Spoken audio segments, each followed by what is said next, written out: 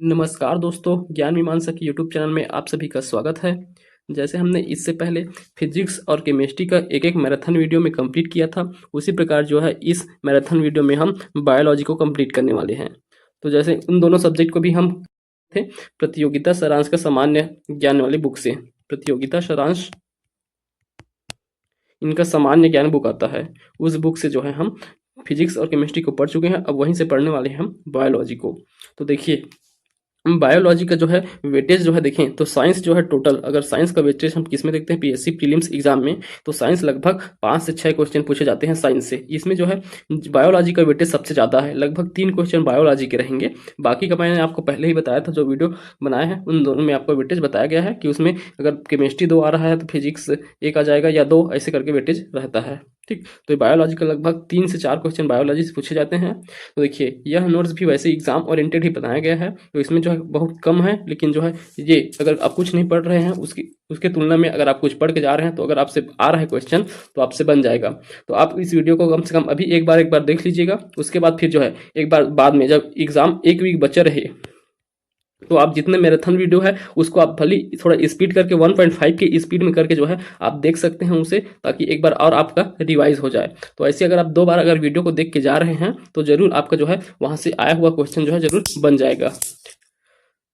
तो चलिए, अब हम जो है बायोलॉजी पढ़ना स्टार्ट करते हैं। इससे पहले अगर आपने फिजिक्स केमिस्ट्री को नहीं देखा है तो आप जाके देख सकते हैं। देखिए, आप जो है अभी नहीं देख रहे हैं, बाद में देख लेंगे करके वीडियो की संख्या को बढ़ा रहे हैं।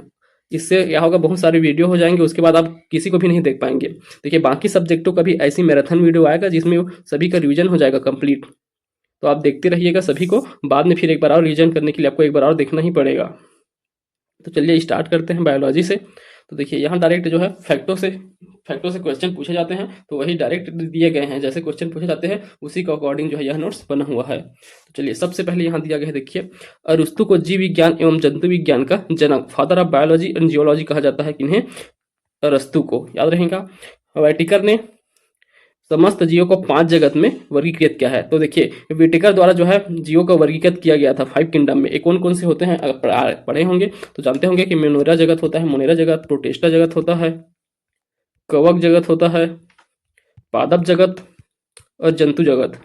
तो इन 5 जगतों में जो है वेटिकर द्वारा जो है वर्गीकरण किया गया है। अब तीसरा व्यक्ति जो है वो बहुत इंपॉर्टेंट है, कैरोलस लिनियस, जिन्हें वर्गीकी का जन्मदाता, फादर ऑफ मॉडर्न टेक्सोनॉमी कहा जाता है, वर्गीकी का जन्मदाता कहा जाता है कैरोलस लिनियस को।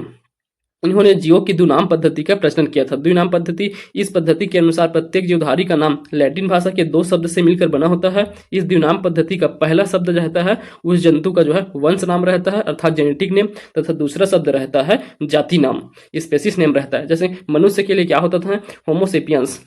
तो मनुष्य के लिए होमोसेपियंस होता है।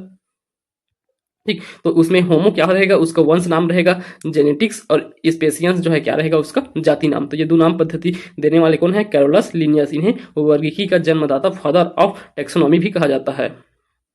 उसके बाद देखिए, कुशाग्रता प्राणी, कुशाग्र प्राणी में देखें तो सबसे ज्यादा कुशाग्र प्राणी की अगर हम देखें कौन सबसे ज्यादा कुशाग्र है, तो कुशाग्र प्राणी देखें तो पहले स्थान पर मनुष्य आता है, मनुष्य के बाद चिंपैंजी, तीसरे स्थान पर है औरांग उटान, और चौथे स्थान पर हाथी। तो ये क्रम है कुशाग्र। तो मनुष्य जो है इंटेलेक्चुअल है सबसे ज्यादा, उसके बाद फिर चिंपैंजी होते हैं, फिर औरांग उटान, उसके बाद होते हैं हाथी। तो इन चारों का क्रम आपको याद रखना है। अब मानव शरीर, तो मानव शरीर का अध्ययन क्या कहलाता है? एनाटॉमी। तो एक एक चीज को देखिए, मानव शरीर का अध्ययन को कहते हैं एनाटॉमी। तो देखिए, एनाटॉमी में हमें क्या क्या पढ़ना रहता है? मानव शरीर अनेक तंत्रों का सम्मिलित रूप होता है, बहुत सारे 8 तंत्रों से मिलकर बना होता है। मनुष्य शरीर मुख्यतः 8 भाग होते हैं, तो 8 तंत्रों से बना होता है। देखिए कौन कौन सा है? कंकाल तंत्र होता है, मांसपेशियां, परिसरण तंत्र, श्वसन तंत्र, पाचन तंत्र, उत्सर्जन तंत्र, ग्रंथि प्रणाली, तंत्रिका तंत्र। तो इन 8 तंत्रों से, और ये त्वचा भी है इसमें, तो इन 8 से जो है मिल करके हमारा मानव शरीर बना होता है।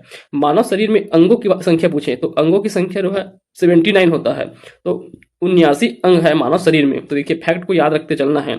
मनुष्य में अंगों की संख्या पूछा जाए तो 79 है। ठीक, अब इन कंकाल सभी तंत्रों 8 तंत्रों को पढ़ेंगे तो थोड़ा थोड़ा डाटा दिया गया है, तो जिनके संबंध में ज्यादा पढ़ना है उससे ज्यादा दिया गया है, एग्जाम में जैसे पूछा जाता है उसी प्रकार। तो देखिए, कंकाल तंत्र, तो कंकाल तंत्र के अंदर हम क्या पढ़ते हैं, हड्डियों का अध्ययन करते हैं, स्केलेटन सिस्टम। तो कितने हड्डियां होते हैं उसे, तो सबसे पहले हड्डियों की संख्या, वयस्क शरीर में हड्डियों की संख्या, वयस्क मनुष्य है उसके शरीर में हड्डियों की संख्या कितना रहता है, 206 हड्डी रहते हैं। वही जन्म के समय हमारे में हड्डियों की संख्या कितना रहते हैं, 300। देखिए जब बच्चे रहते हैं तो जन्म होता है उस समय जो है हड्डियों की संख्या ज्यादा रहता है, बाद में फिर हड्डियां जो है कम हो जाता है। तो स्टार्टिंग में जन्म के समय 300 हड्डियां रहता है और वयस्क होते हुए वो जो है 206 हड्डियां बस बचे होते हैं। तो याद रखना है इसको, यहाँ से प्रश्न बनते हैं। और ये भी सभी फैक्टों को याद रखना है यहाँ से कि देखिए सबसे बड़ी हड्डी, तो सबसे बड़ी हड्डी जो है जांघ में रहता है, जिसे फीमर के नाम से जानते हैं। तो फीमर की हड्डी जो है सबसे बड़ी हड्डी है, जांघ में रहता है। सबसे छोटी हड्डी देखिए तो कान में रहता है, स्टेपिस की हड्डी, यह सबसे छोटी है। मेरुदंड में हड्डियों की संख्या पूछा जाए तो मेरुदंड अर्थात जो बैकबोन होता है मेरुदंड, वह हड्डियों की संख्या कितना होता है, रीढ़ में। तो रीढ़ में जो है मेरुदंड हड्डियों की संख्या 33 होता है, तो इसे भी याद रखना है, 33 होते हैं मेरुदंड में हड्डियों की संख्या। उसके बाद हड्डियों के मध्य अस्थि मज्जा पाई जाती है, हड्डियों के मध्य अस्थि मज्जा पाई जाती है, यह शरीर में रक्त का निर्माण करते हैं। तो रक्त का निर्माण किनके द्वारा किया जाता है, अस्थि मज्जा के, जो कि कहाँ पाया जाता है, हड्डियों के मध्य में पाया जाता है। तो इसे भी याद रखना है, रक्त का निर्माण अस्थि मज्जा में होता है। अब देखिए ब्लड कैंसर के कारण रक्त निर्माण न हो पाने की स्थिति में अस्थि मज्जा को प्रत्यारोपित किया जाता है। तो किसी को कैंसर, ब्लड कैंसर होता है तो उसके कारण क्या होता है, उसमें रक्त निर्माण नहीं हो पाता है, इसी कारण उसके अस्थि मज्जा को प्रत्यारोपित किया जाता है। तो चेंज किया जाता है, उसके अस्थि मज्जा को बार बार परिवर्तन किया जाता है। ठीक, तो यह जो है आपको याद रखना है इतने तंत्र। और उसके बाद कंकाल तंत्र से संबंधित कुछ रोग होते हैं, उन रोगों के भी नाम याद रखना है। तो यहाँ देखिए 3 रोग दिए गए हैं। तो देखिए सबसे पहला है फ्लोरोसिस। तो फ्लोरोसिस से क्या पता चल रहा है, फ्लोरीन से संबंधित लग रहा है। तो फ्लोरोसिस जो है शरीर में फ्लोरीन की मात्रा बढ़ने पर हड्डियां भंगुर हो जाती है और दांत कमजोर हो जाते हैं, इसे जो है फ्लोरोसिस बीमारी कहते हैं। तो यह किसके कमी से होता है, किसके अधिकता से होता है, तो यह फ्लोरीन की अधिकता से होता है। याद रखनी है कि अधिकता से होता है ना कि कमी से। तो फ्लोरीन की अधिकता से फ्लोरोसिस होता है, कंकाल तंत्र से संबंधित रोग है, क्योंकि हड्डी और दांत ये दोनों किसके, कंकाल तंत्र के हिस्से हैं, हड्डी है ये। दूसरा देखिए ऑस्टियोपोरोसिस। तो ऑस्टियोपोरोसिस यह उम्र में वृद्धि के साथ हड्डियों का भंगुर हो जाता है। तो ऑस्टियो से आप ओल्ड को याद रखेंगे, ओल्ड, ऑस्टियो मतलब ओल्ड, ठीक। तो ओल्ड अर्थात वृद्ध। तो उम्र में वृद्धि के साथ हड्डियों का भंगुर हो जाना, कमजोर हो जाना, ये क्या है, ऑस्टियोपोरोसिस। उसके बाद रिकेट्स, इसे तो आप पढ़े होंगे। रिकेट्स किसकी कमी से होता है, विटामिन डी। तो विटामिन डी की कमी से हड्डियां टेढ़ी मेढ़ी हो जाती है, इसे रिकेट्स बीमारी कहा जाता है। तो यह प्राय बच्चों में देखने को मिलता है। तो यह भी किससे, हड्डी से संबंधित, कंकाल तंत्र से संबंधित रोग है। अब चलिए अगला देखते हैं, तंत्रिका तंत्र, नर्वस सिस्टम। तो ये केंद्रीय तंत्रिका तंत्र के 2 अंग होते हैं। तो केंद्रीय तंत्रिका तंत्र में 2 अंग हैं, एक है मस्तिष्क और दूसरा है मेरुरज्जु। मस्तिष्क और दूसरा है मेरुरज्जु। मेरुरज्जु को क्या कहते हैं, स्पाइनल कॉर्ड कहते हैं। तो प्रत्यवर्ती क्रिया, रिफ्लेक्सिंग एक्शन मेरुरज्जु की सहायता से होता है। तो प्रतिवर्ती क्रिया जो है, रिफ्लेक्शन एक्शन, ये मेरुरज्जु की सहायता से ही होता है। तंत्रिका कोशिका की शरीर की सबसे बड़ी कोशिका होता है। तो यह जो है सबसे बड़ी कोशिका है तंत्रिका कोशिका। तो आपको दोनों को बस याद रखना है, इसमें ज्यादा कुछ नहीं रखना है। तंत्रिका तंत्र में, तंत्रिका तंत्र के 2 अंग होते हैं, मस्तिष्क और मेरुरज्जु। मेरुरज्जु प्रतिवर्ती क्रिया के लिए सहायक होता है मेरुरज्जु, और तंत्रिका कोशिका यह शरीर का सबसे बड़ा कोशिका होता है। अब आगे चलिए, स्किन, त्वचा, यह बाहरी तत्व से शरीर की रक्षा तथा अतिरिक्त जल को वाष्प में बदलने में सहायक है। स्किन से स्पर्शी सूचना प्राप्त करने तथा त्वचा शरीर के तापक्रम में 98.6 फ़ारेनहाइट रखने में सहायता करती है। तो शरीर का तापमान कितना रहता है, 98.6। इसे केमिस्ट्री में हम पढ़े भी थे, फिजिक्स में। तो रखने में सहायता करती है। बाल और नाखून त्वचा के गौण अंग है। तो ये बाल और नाखून ये सभी जो है इसके गौण अंग है। मुख्य अंग में बाकी सभी जो है वो ये बाल और नाखून जो है गौण अंग के अंतर्गत आते हैं। ठीक, तो ये त्वचा के संबंध में इतना याद रखना है। तो त्वचा किससे बनता है, तो टिश्यू होते हैं, टिश्यू। तो टिश्यू से क्या बनता है, सेल से बनता है टिश्यू, सेल है उससे बनते हैं टिश्यू, और टिश्यू से बनता है ये स्किन। ठीक, तो इस प्रकार इसका निर्माण होता है। चलिए आगे देखिए, मांसपेशी, मसल्स। तो इसके संबंध में आपको याद रखना है, यह शरीर की गति देने और शरीर के तापक्रम को स्थिर रखने में सहायक होता है। तो मांसपेशियां यही काम करते हैं, शरीर को गति देते हैं और शरीर के तापक्रम को स्थिर रखने में सहायता देते हैं मसल्स या मांसपेशियां। आगे देखिए, परिसंचरण तंत्र। अब यह परिसंचरण तंत्र अंतर्गत हम किसे मुख्य रूप से ब्लड को पढ़ते हैं, परिसंचरण तंत्र के अंतर्गत ब्लड को। यह तंत्र रक्त के माध्यम से शरीर के आवश्यक वस्तु की पूर्ति करके अनावश्यक वस्तु को बाहर निकालता है। ठीक, तो रक्त के माध्यम से जो है आवश्यक वस्तु की पूर्ति करेगा और अनावश्यक वस्तु को बाहर निकालेगा परिसंचरण तंत्र। अब इसमें रक्त प्रवाह से संबंधित महत्वपूर्ण भाग कौन कौन से होते हैं, तो रक्त प्रवाह से और इनका क्या कार्य है उन्हें आपको याद रखना है। तो ये सभी बहुत इंपॉर्टेंट है। देखिए सबसे पहले धमनी, आर्टरीज क्या होता है, धमनी यह ऑक्सीजन युक्त शुद्ध रक्त परिवहन करता है। तो इसके कार्य को देखना है पहले। ऑक्सीजन युक्त शुद्ध रक्त का परिवहन करता है धमनी। देखिए इनमें अंतर वही सिरा के देखें, सिरा और धमनी में अंतर, सिरा यह कार्बन डाइऑक्साइड युक्त अशुद्ध रक्त का परिवहन करता है। तो यह ऑक्सीजन युक्त और यह कार्बन डाइऑक्साइड युक्त, इसका ऑक्सीजन है उसमें शुद्ध रहता है, कार्बन डाइऑक्साइड है तो वह अशुद्ध रक्त रहेगा, इसका परिवहन करेंगे। धमनियों में दाब अधिक होता है और सिरा में दाब कम होता है। धमनियां मोटी दीवार होती हैं उनकी और सिरा की दीवारें जो है पतली होती हैं। ठीक, इतना अंतर आपको, 3 अंतर याद रखना है। अब फेफड़े की बात करें तो फेफड़े क्या करते हैं, रक्त को ऑक्सीजन देने व कार्बन डाइऑक्साइड ग्रहण करने का कार्य करता है। तो रक्त को ऑक्सीजन देता है और वहां से कार्बन डाइऑक्साइड ग्रहण करने का कार्य करता है। सामान्यतः वयस्क की सांस दर कितना होता है, 16 से 80 सांस प्रति मिनट। तो एक वयस्क मनुष्य जो है 16 से 80 सांस प्रति मिनट में लेता है। अब उसके बाद देखिए हृदय, हार्ट, रक्त को पंप करता है। इसकी सामान्य धड़कन प्रति मिनट 72 होती है। तो 72 बार धड़कता है प्रति मिनट हृदय। यह क्या करता है, रक्त को पंपिंग करने का काम करता है हृदय। वृक्क, गुर्दा या किडनी को देखिए, वृक्क, गुर्दा या किडनी एक ही है। रक्त का शुद्धिकरण कार्य करता है वृक्क द्वारा। तो यह बहुत इंपॉर्टेंट है, याद रखेंगे। रक्त का शुद्धिकरण कहाँ किसके द्वारा किया जाता है, तो किडनी, वृक्क या गुर्दा के द्वारा। ठीक, रक्त से यूरिया या यूरिक एसिड पृथक होकर यूरिन के साथ बाहर आ जाती है। तो यही जो है उसका शुद्धिकरण करके वहां के जो यूरिक रहता है यूरिन के थ्रू से बाहर कर दिया जाता है। किडनी में कैल्शियम ऑक्सलेट, यहाँ किडनी में कैल्शियम ऑक्सलेट जमा हो जाने पर किडनी की पथरी का रोग हो जाता है। तो इसमें अगर क्या किडनी में क्या हो जाए, कैल्शियम ऑक्सलेट जमा हो जाए तो हमें क्या हो जाता है, किसी मनुष्य को जो है किडनी या पथरी का रोग हो जाता है। ठीक, तो पथरी रोग किसकी वजह से होता है, कैल्शियम ऑक्सलेट के जमा होने के कारण। देखिए यहाँ रक्तदाब के संबंधित याद रखेंगे, सामान्य रक्तदाब कितना होता है, 120/80। तो 120/80 mm Hg, इसे जो है क्या माना जाता है, सामान्य रक्तदाब माना जाता है। जो बीपी मेजर किया जाता है वह सामान्य इतना होना चाहिए, सामान्य 120 से 180 तक के। ठीक, उसके बाद देखिए रक्त के भाग। तो रक्त के कौन कौन से भाग होते हैं, तो सबसे पहले देखिए लाल रक्त कणिकाएं। तो लाल रक्त कोशिकाएं, रेड ब्लड सेल्स या आरबीसी।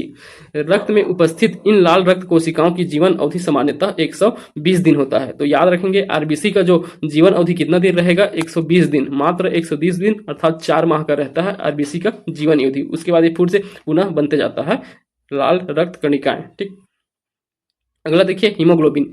हीमोग्लोबिन आरबीसी में एक लाल वर्णक होता है। तो यह आरबीसी के अंदर ही एक लाल वर्णक होता है जिसे हीमोग्लोबिन कहते हैं। हीमोग्लोबिन की उपस्थिति के कारण ही रक्त का रंग लाल होता है, तो इसी कारण लाल दिखाई देता है। हीमोग्लोबिन ऑक्सीजन को अपने साथ संयुक्त करके शरीर के सभी अंगों में और अंततः सभी कोशिकाओं तक के परिवहन कराता है। हीमोग्लोबिन की कमी होने पर शरीर की सभी कोशिकाओं को कुशलतापूर्वक ऑक्सीजन प्रदान करना कठिन हो जाता है। तो हीमोग्लोबिन की कमी होने से ऑक्सीजन प्रदान नहीं हो पाता, ऑक्सीजन प्राप्त करना कठिन हो जाता है। हीमोग्लोबिन फेफड़े से ऑक्सीजन को लेकर शरीर के विभिन्न हिस्सों तक पहुंचाता है। वह शरीर के विभिन्न हिस्सों से कार्बन डाइऑक्साइड हृदय से लाता है। तो जो कार्बन डाइऑक्साइड है हृदय से, वहां से जो है कार्बन डाइऑक्साइड को विभिन्न हिस्सों तक लेके जाता है कौन, यह जो हीमोग्लोबिन है वह। एक स्वस्थ मानव शरीर में हीमोग्लोबिन की मात्रा 11 से 14 ग्राम प्रति 1000 मिलीलीटर होना चाहिए। तो जो 11 से 14 ग्राम रहेगा यह जो है एक स्वस्थ मनुष्य के लिए आवश्यक हीमोग्लोबिन की मात्रा है। तो इसकी गणना किसमें किया जाता है, प्रति 1000 मिलीलीटर ब्लड में जो है 11 से 14 ग्राम जो है हीमोग्लोबिन होना चाहिए, यह आवश्यक है। आगे देखिए श्वेत रक्त कोशिकाएं। तो व्हाइट ब्लड सेल्स ये क्या होते हैं, इसे ल्यूकोसाइट्स भी कहते हैं। तो देखिए व्हाइट ब्लड सेल्स को ही क्या कहता जाता है, ल्यूकोसाइट्स। ये शरीर में प्रतिरोधक क्षमता का निर्माण करती है, बाह्य जीवाणु से लड़ने व रक्त की मृत कोशिकाओं का भरण करने के कार्य करते हैं। ठीक, तो रोग प्रतिरोधक क्षमता के लिए जो है आवश्यक होते हैं डब्ल्यूबीसी। बाह्य जीवाणु से लड़ने और रक्त की मृत कोशिकाओं को भरण करने का कार्य करते हैं डब्ल्यूबीसी द्वारा। उसके पास आप देखिए प्लाज्मा। तो प्लाज्मा क्या है, रक्त का तरल भाग प्लाज्मा कहलाता है। तो रक्त के अंदर जो तरल भाग रहता है वह प्लाज्मा कहलाता है। रक्त के आयतन का लगभग 55% प्लाज्मा होता है। तो रक्त में 55% प्लाज्मा होता है, इसे याद रखना है फैक्ट को। रक्त के समस्त कण खनिज इसमें घुली अवस्था में होते हैं। यह विलायक की तरह कार्य करता है। किसकी तरह, विलायक की तरह, क्योंकि इसकी मात्रा जो है ज्यादा रहता है। तो विलयन और विलेय, विलयन पढ़े थे उसमें विलायक और विलेय में अंतर देखे थे। तो जिसका मात्रा ज्यादा रहता है वह विलायक कहलाता है। ठीक, तो यह जो है ब्लड में 55% है, तो यह क्या कहलाएगा, विलायक। तो ब्लड में यह विलायक की तरह कार्य करता है। देखिए थ्रोम्बोसाइट्स क्या होता है, तो थ्रोम्बोसाइट्स प्रचलित नाम प्लेटलेट्स होता है इसका, तो प्रश्न नाम है इसका प्लेटलेट्स। यह रक्त का थक्का जमाने के लिए उत्तरदायी होता है। थम्बोसाइट्स या इसे प्लेटलेट्स कहते हैं, यह रक्त के थक्का जमाने के लिए उत्तरदायी है। अगला चलिए रक्त संबंधित रोग। तो रक्त संबंधित कौन कौन से रोग होते हैं उसे दिया गया है। सबसे पहले है एनीमिया। तो एनीमिया कैसे होता है, रक्त में हीमोग्लोबिन की मात्रा बहुत कम होता है तब यह एनीमिया रोग होता है। हीमोग्लोबिन की मात्रा कम हो तब एनीमिया रोग होता है। सिकल सेल एनीमिया देखें तो यह आनुवंशिक बीमारी है। इस रोग के कारण आरबीसी का आकार हंसियाकार हो जाता है। तो सिकल सेल याद रखेंगे, सिकल सेल एनीमिया यह आनुवंशिक बीमारी है। इसके कारण जो है आरबीसी का आकार क्या हंसियाकार या अर्धचंद्राकार हो जाता है। एवं इसकी आयु कम हो जाती है, जिससे शरीर में रक्त की कम हो जाती है। तो रक्त भी कम हो जाता है सिकल सेल की वजह से। तो ये रक्त संबंधी है। वैसे देखिए हैं पॉलीसाइथेमिया। तो पॉलीसाइथेमिया भी रक्त संबंधित रोग है। और हीमोफीलिया, तो देखिए हीमोफीलिया याद रखेंगे, इसे रॉयल डिसीज या शाही रोग कहते हैं। आनुवांशिक बीमारी है या रक्त का थक्का न जमना। तो जिसका रक्त का थक्का ब्लड क्या होता है, जब अगर हाथ में चोट लग रहा है तो तुरंत जो है ब्लड निकलते ही ब्लड का थक्का जम जाता है, जिससे जो है फिर और ज़्यादा ब्लड नहीं निकल पाता। पर कुछ लोगों को क्या हुआ रहता है, जिन्हें हीमोफीलिया हुआ रहता है, उनका चोट लगने के बाद भी जो है ब्लड रुकते नहीं। थोड़ा सा चोट लग जाए तो उनका पूरा ब्लड जो है खाली हो जाएगा, ऐसे हो जाता है। तो उनका रक्त का थक्का नहीं जमता। इसे जो है यह बीमारी ब्रिटेन के शाही परिवार में ज़्यादातर देखा गया था स्टार्टिंग में, इसलिए इसे आनुवांशिक रूप से व्याप्त होने के कारण इसे रॉयल डिसीज या शाही रोग कहा गया है। हीमोफीलिया याद रखेंगे आप, रक्त का आनुवांशिक रोग है, रक्त संबंधी। अगला है ब्लड ग्रुप। तो कौन कौन से ब्लड ग्रुप हमें देखने को मिलते हैं, आप देख लीजिए यहाँ कौन कौन से ब्लड ग्रुप और कैसे ब्लड ग्रुप का नामकरण किया जाता है। तो देखिए सबसे पहले ब्लड ग्रुप का खोज किसने किया है, ये देखिए। तो ब्लड ग्रुप का खोज जो है लैंड स्टीनर द्वारा इसका खोज किया गया था। मनुष्य के रक्तों की भिन्नता का मुख्य कारण लाल रक्त कणिका में पाए जाने वाला ग्लाइकोप्रोटीन होता है, जिसे एंटीजन कहते हैं। तो देखिए एंटीजन के कारण जो है अलग अलग ब्लड ग्रुप पाए जाते हैं। हर मनुष्य में अलग अलग ब्लड ग्रुप होता है, इसका कारण है एंटीजन। तो एंटीजन दो प्रकार के होते हैं, एक एंटीजन ए होता है और दूसरा होता है एंटीजन बी। इसी के आधार पर मनुष्य को ब्लड को जो है 4 प्रकार के रुधिर वर्ग में बांटा गया है। तो 4 प्रकार के रुधिर वर्ग कौन कौन से हैं, एक ए होता है वर्ग ए, वर्ग बी, वर्ग ए बी और वर्ग ओ। तो इसमें क्या होता है, एंटीजन के कारण होता है। जैसे जिसमें एंटीजन ए होता है वह रुधिर वर्ग ए कहलाते हैं, जिनमें एंटीजन बी हो वे रुधिर वर्ग बी कहलाएंगे। जिनमें एंटीजन ए बी दोनों होते हैं, दोनों एंटीजन पाए जाए वे ए बी कहलाएंगे। और जिनमें एंटीजन ए बी दोनों अनुपस्थित होते हैं अर्थात नहीं होंगे, वे ओ रुधिर वर्ग ओ कहलाएंगे। ठीक, तो इस प्रकार जो है इनका 4 वर्गों में बांटा गया है। किनके द्वारा, लैंड स्टीनर द्वारा। याद रखेंगे लैंड स्टीनर द्वारा ब्लड ग्रुप का खोज किया गया है। अब देखिए ये रक्त समूह तथा रक्तदाता सुयोग्यता क्या क्या है। तो यहाँ देखिए रक्त समूह का नाम किया गया है। यहाँ लाल आरबीसी में जो है एंटीजन की मात्रा और ये प्लाज्मा में प्रतिरक्षी एंटीबायोटिक मात्रा दिया गया है। तो प्लाज्मा में प्रतिरक्षी अर्थात एंटीबॉडीज की मात्रा, एंटीजन की मात्रा, और यहाँ रक्तदाता समूह अर्थात रक्त देने वाला समूह कौन रहेगा। तो सबसे पहले आप देखें तो ए रक्त समूह ए में क्या रहता है, एंटीजन ए रहता है, इसी कारण इसका नाम है ए।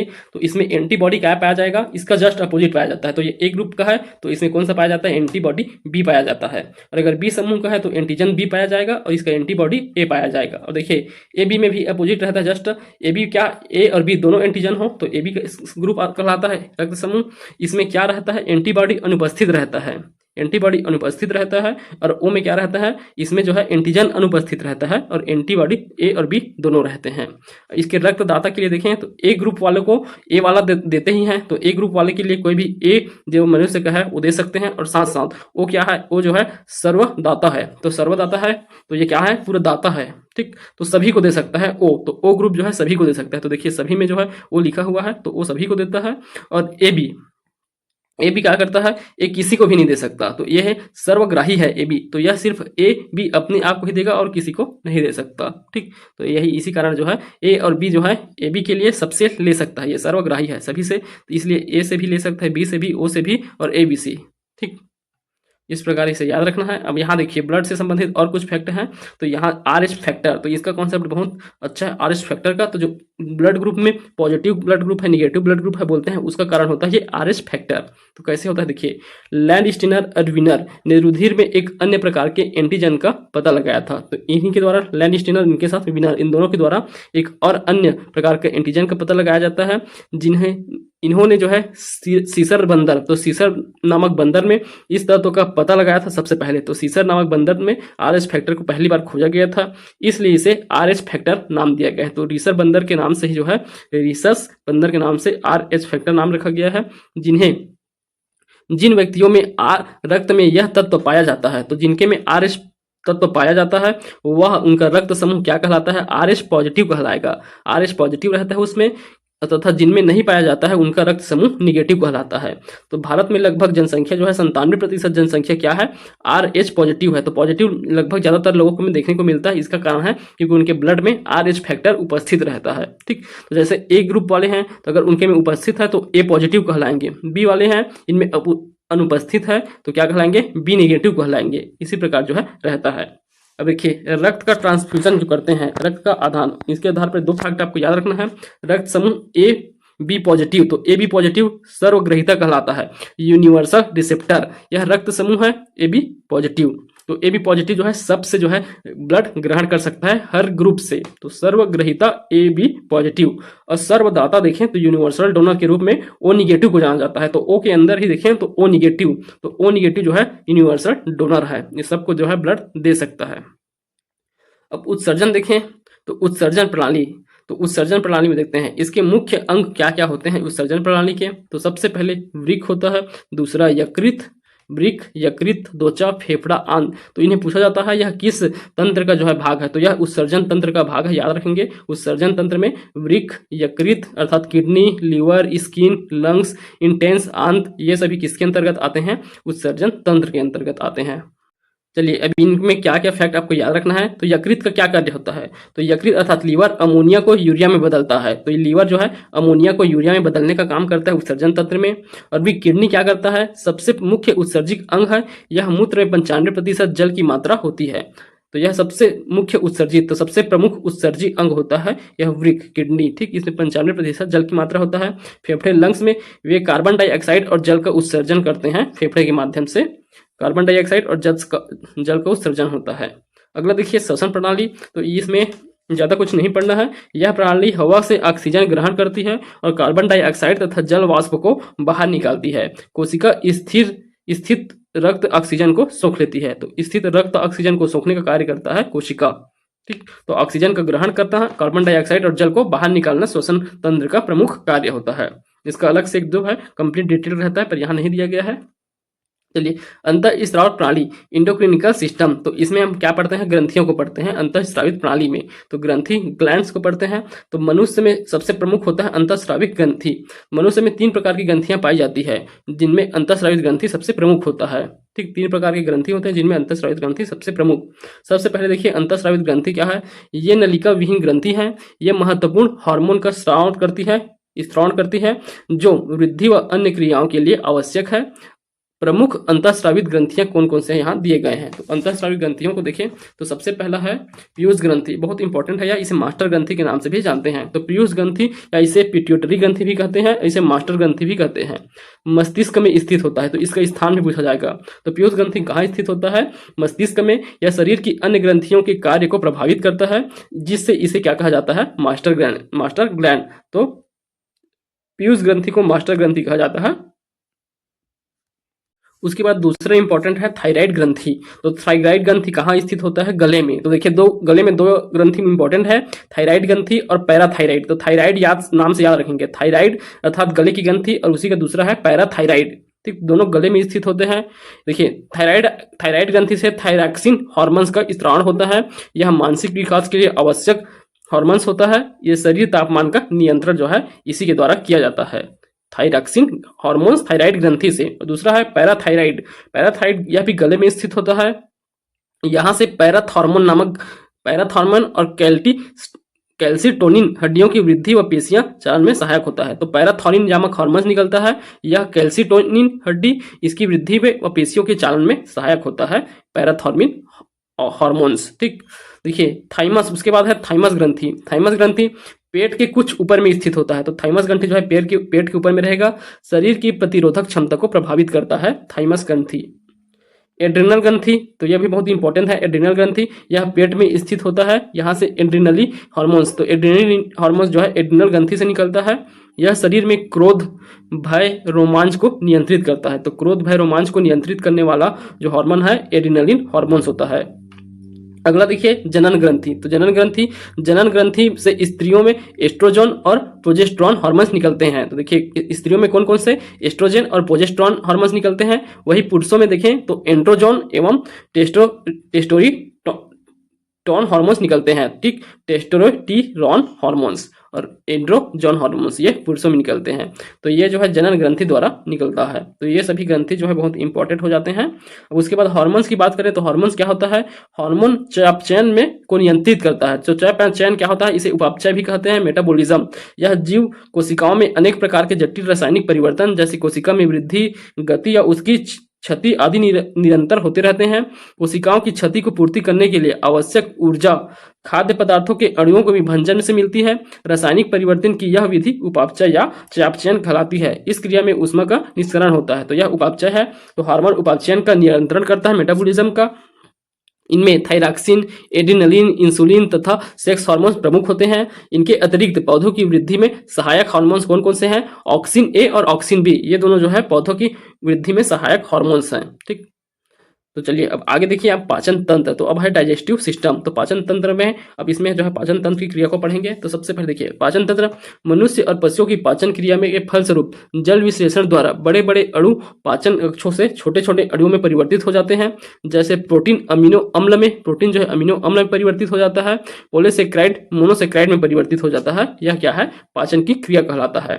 तो पाचन के लिए प्रमुख अंग देखें तो मुख है, अमाशय है, छोटी आंत और बड़ी आंत। यह जो है पूरा प्रक्रिया देखेंगे तो यह जो है मुख से स्टार्ट होता है। मुख से यहाँ ग्रसनी होता है, ग्रसनी में जाएगा, फिर ग्रसनी के नीचे जो है यहाँ से होते होते बहुत सारे अंग होते हैं। तो अंगों को एक स्टेप वाइज पूछा जाता है। अगर आप इन चारों को भी देखें तो सबसे पहले मुख आएगा, फिर अमाशय में, फिर छोटी आंत, फिर बड़ी आंत। ठीक, तो इस प्रकार आप क्रम भी याद रखेंगे। इसका डायग्राम देख के आप जो है क्रम भी याद रख सकते हैं। एक बार डाइजेस्टिव सिस्टम का गूगल में आप सर्च कर सकते हैं, उसका डायग्राम में जो जो स्टेप्स में लिखा हुआ अंग के नाम है उसे एक बार देख लीजिएगा। देखिए तो मुख, देखिए तो मुख में क्या है, मुख लार का स्त्रावण करता है। तो यहाँ से लार निकलता है। लार में टाइलिन एंजाइम होता है जो स्टार्च को माल्टोज में बदलता है। तो स्टार्च मतलब जो भोजन ले रहे हैं उसको किसमें बदलेगा, स्टार्च को माल्टोज में बदलेगा। उसके बाद देखिए अमाशय, स्टमक, इसमें हाइड्रोक्लोरिक अम्ल HCl उपस्थित होता है। प्रोटीन के पाचन में सहायक होता है। भोजन के साथ आने वाले जीवाणुओं को नष्ट कर देता है स्टमक। छोटी आंत देखें, छोटी आंत भोजन का सर्वाधिक अवशोषण छोटी आंत में होता है, सर्वाधिक अवशोषण करता है छोटी आंत। ठीक, बड़ी आंत यहाँ जल का अवशोषण होता है। बड़ी आंत में जल का अवशोषण होगा, छोटी आंत में भोजन का अवशोषण होगा। तो ये इनके मुख्य क्रियाएं हैं पाचन तंत्र में। पाचन तंत्र के लिए सहायक अंग कौन कौन से होते हैं, तो अन्य कौन कौन से अंगों द्वारा इसकी सहायता प्रदान किया जाता है। तो सबसे पहले देखिए यकृत, जिगर या लीवर। यकृत द्वारा, लीवर द्वारा, तो देखिए इसे जिगर भी कहते हैं, यकृत को लीवर भी कहते हैं। तो ये सबसे बड़ा आंतरिक अंग है, सबसे बड़ा आंतरिक अंग है। पित्त का स्त्रावण करता है, तो पित्त इसके द्वारा निकाला जाता है। हेपेटाइटिस संक्रमण, हेपेटाइटिस संक्रमण यकृत में विषाणुओं में से होने वाला संक्रमण है। इसके प्रभाव से यकृत में ऑक्सीजन की आपूर्ति बंद हो जाती है। इसका लक्षण काफी कुछ पीलिया की तरह होता है। तो पीलिया की तरह होने वाला यह रोग है हेपेटाइटिस संक्रमण। दूसरा देखिए पित्ताशय, गाल ब्लैड, यह यकृत से स्रावित होने वाला पित्त इसी पित्ताशय से संग्रहित होता है। भोजन के पाचन में सहायक होता है पित्ताशय। तो भोजन के समान जो पाचन क्रिया है उसमें जो है इसका भी रोल होता है पित्ताशय का। पित्त का स्राव जो है यकृत द्वारा होता है, लीवर द्वारा। चलिए अब अगला चैप्टर पढ़ेंगे हम भोजन और पोषण। तो भोजन और पोषण में मानव के लिए मुख्य पोषक तत्व में देखिए कौन कौन से पोषक तत्व होते हैं। तो ये 6 मुख्य पोषक तत्व होते हैं, कार्बोहाइड्रेट, वसा, प्रोटीन, कार्बोहाइड्रेट, वसा, प्रोटीन, खनिज, विटामिन एवं जल। ये 6 जो है क्या है, मुख्य पोषक तत्व है। अब इन 6 को जो है बारी बारी से देखते हैं। सबसे पहले देखिए आप प्रोटीन। तो प्रोटीन अनेक एमिनो अम्लों के पारस्परिक संयोजन से बने होते हैं। बहुत सारे अमीनो अम्ल के पारस्परिक संयोजन से बने होते हैं, इसलिए प्रोटीन जो है लास्ट में क्या में परिवर्तित हो जाता है, पाचन के समय जो है एमिनो अम्ल में परिवर्तित हो जाता है। शरीर में वृद्धि के लिए आवश्यक कोशिकाओं एवं ऊतकों का निर्माण होता है प्रोटीन के माध्यम से। मानव शरीर की जीवन रेखा आवश्यकता पड़ने पर ऊर्जा प्राप्त हो सकती है प्रोटीन के माध्यम से। 1 ग्राम जलने पर 5.6 कैलोरी ऊर्जा होता है। तो 1 ग्राम प्रोटीन से हमें 5.6 कैलोरी ऊर्जा प्राप्त होता है। और सबसे ज्यादा देखिए हमें कहाँ से, कार्बोहाइड्रेट से प्राप्त होगा। देखना उसके बाद देखिए स्रोत, इसके स्रोत को सर्वाधिक ऊर्जा किससे प्राप्त होता है, वसा से। तो ये वसा से सर्वाधिक ऊर्जा प्राप्त होगा और यहाँ से कितना, 1 ग्राम में 5.6 कैलोरी ऊर्जा प्राप्त होता है प्रोटीन से। इसका प्रोटीन के लिए स्रोत क्या होता है, मांस, दाल, सोयाबीन आदि हो गया। प्रोटीन की कमी से क्वाशियोरकर रोग होता है। तो प्रोटीन की कमी से क्या होता है, क्वाशियोरकर रोग होता है, जिससे बच्चों में शारीरिक विकास अवरुद्ध हो जाता है। बच्चों का शारीरिक विकास रुक जाता है इस रोग के कारण, अर्थात प्रोटीन की कमी के कारण। दूसरा उसके बाद देखिए फैट या वसा। फैट या वसा यह प्रति ग्राम सर्वाधिक ऊर्जा प्रदान करता है। तो सबसे ज्यादा ऊर्जा प्रदान करता है, 1 ग्राम जलाने पर जो है 9 कैलोरी ऊर्जा, सर्वाधिक ऊर्जा फैट पे प्राप्त होता है। त्वचा की निचली सतह का निर्माण भी इसी के द्वारा किया जाता है। शरीर के तापमान का नियंत्रण वसा करता है। इसकी कमी से त्वचा रूखी होने लगती है, अधिकता से मोटापा होने लगता है। तो वसा फैट की मात्रा अगर कम हो तो त्वचा जो है रूखी दिखने लगता है, और अगर अधिक भी हो तो क्या लोग जो है मोटा होने लगते हैं वसा के ही कारण। अगला देखिए कार्बोहाइड्रेट। शरीर का प्रमुख ऊर्जा स्रोत होता है कार्बोहाइड्रेट। 1 ग्राम जलाने से लगभग 4 कैलोरी ऊर्जा उत्पन्न होती है। यह जो है फल में, मेवे में, अनाज में, सबसे ज्यादा अनाज में जो है कार्बोहाइड्रेट पाया जाता है। अगला देखिए खनिज लवण। खनिज लवण में कौन कौन से प्रमुख खनिज हैं? सबसे पहले आयोडीन। आयोडीन जो है थायरॉक्सिन हार्मोन्स के लिए आवश्यक होता है। तो इसी के थायरॉक्सिन हार्मोन्स के लिए सबसे ज्यादा आवश्यक होता है आयोडीन। इसकी कमी से घेंघा रोग होता है। तो घेंघा रोग आयोडीन की कमी से होता है, और आयोडीन किसके लिए आवश्यक है? थायरॉक्सिन हार्मोन्स के लिए। दूसरा देखिए आयरन। तो आयरन जो है हीमोग्लोबिन के माध्यम से जाता है। हीमोग्लोबिन के माध्यम से जो है आयरन प्राप्त होगा, या सॉरी, हीमोग्लोबिन के लिए सबसे ज्यादा आवश्यक होता है आयरन। कमी से एनीमिया रोग होता है। इसी की कमी से, आयरन की कमी से एनीमिया रोग होता है। एनीमिया जो है रक्त संबंधी रोग है, इसलिए देखिए तो आयरन हीमोग्लोबिन में अगर आयरन सॉरी हीमोग्लोबिन में आयरन कम है तो उससे जो है एनीमिया रोग होगा। एनीमिया और आयरन किससे प्राप्त होते हैं उसे देखिए। तो हरी सब्जी, मुख्य रूप से जो पालक है वहां सबसे ज्यादा आयरन प्राप्त होता है। तो आयरन प्रमुख खनिज है, पालक सब्जी में पाया जाता है। सोडियम देखिए, शरीर में जल की मात्रा व हृदय की धड़कन को नियंत्रित करने में सहायक होता है सोडियम। कैल्शियम हड्डियों से में होता है। हड्डी, दांत और पेशियों के निर्माण एवं संचालन के लिए सबसे ज्यादा आवश्यक है कैल्शियम। तो कैल्शियम की कमी से हड्डी संबंधित रोग देखने को मिलता है। हड्डी, दांत व पेशियां, इन सब में हड्डी ही होता है।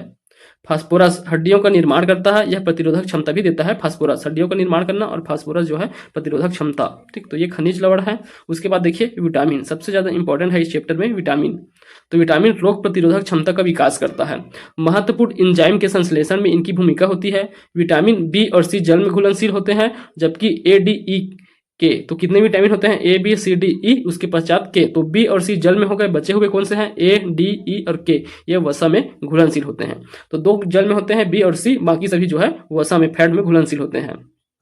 चलिए विटामिन में से सबसे पहला है विटामिन ए। तो विटामिन ए को हम रेटिनॉल या केराटिन के नाम से भी जानते हैं। रेटिनॉल या केराटिन के नाम से इसका वैज्ञानिक नाम जो है एलेक्जेरा फाइटाइल। एलेक्जेरा फाइटाइल जो है इसका वैज्ञानिक नाम है विटामिन ए का।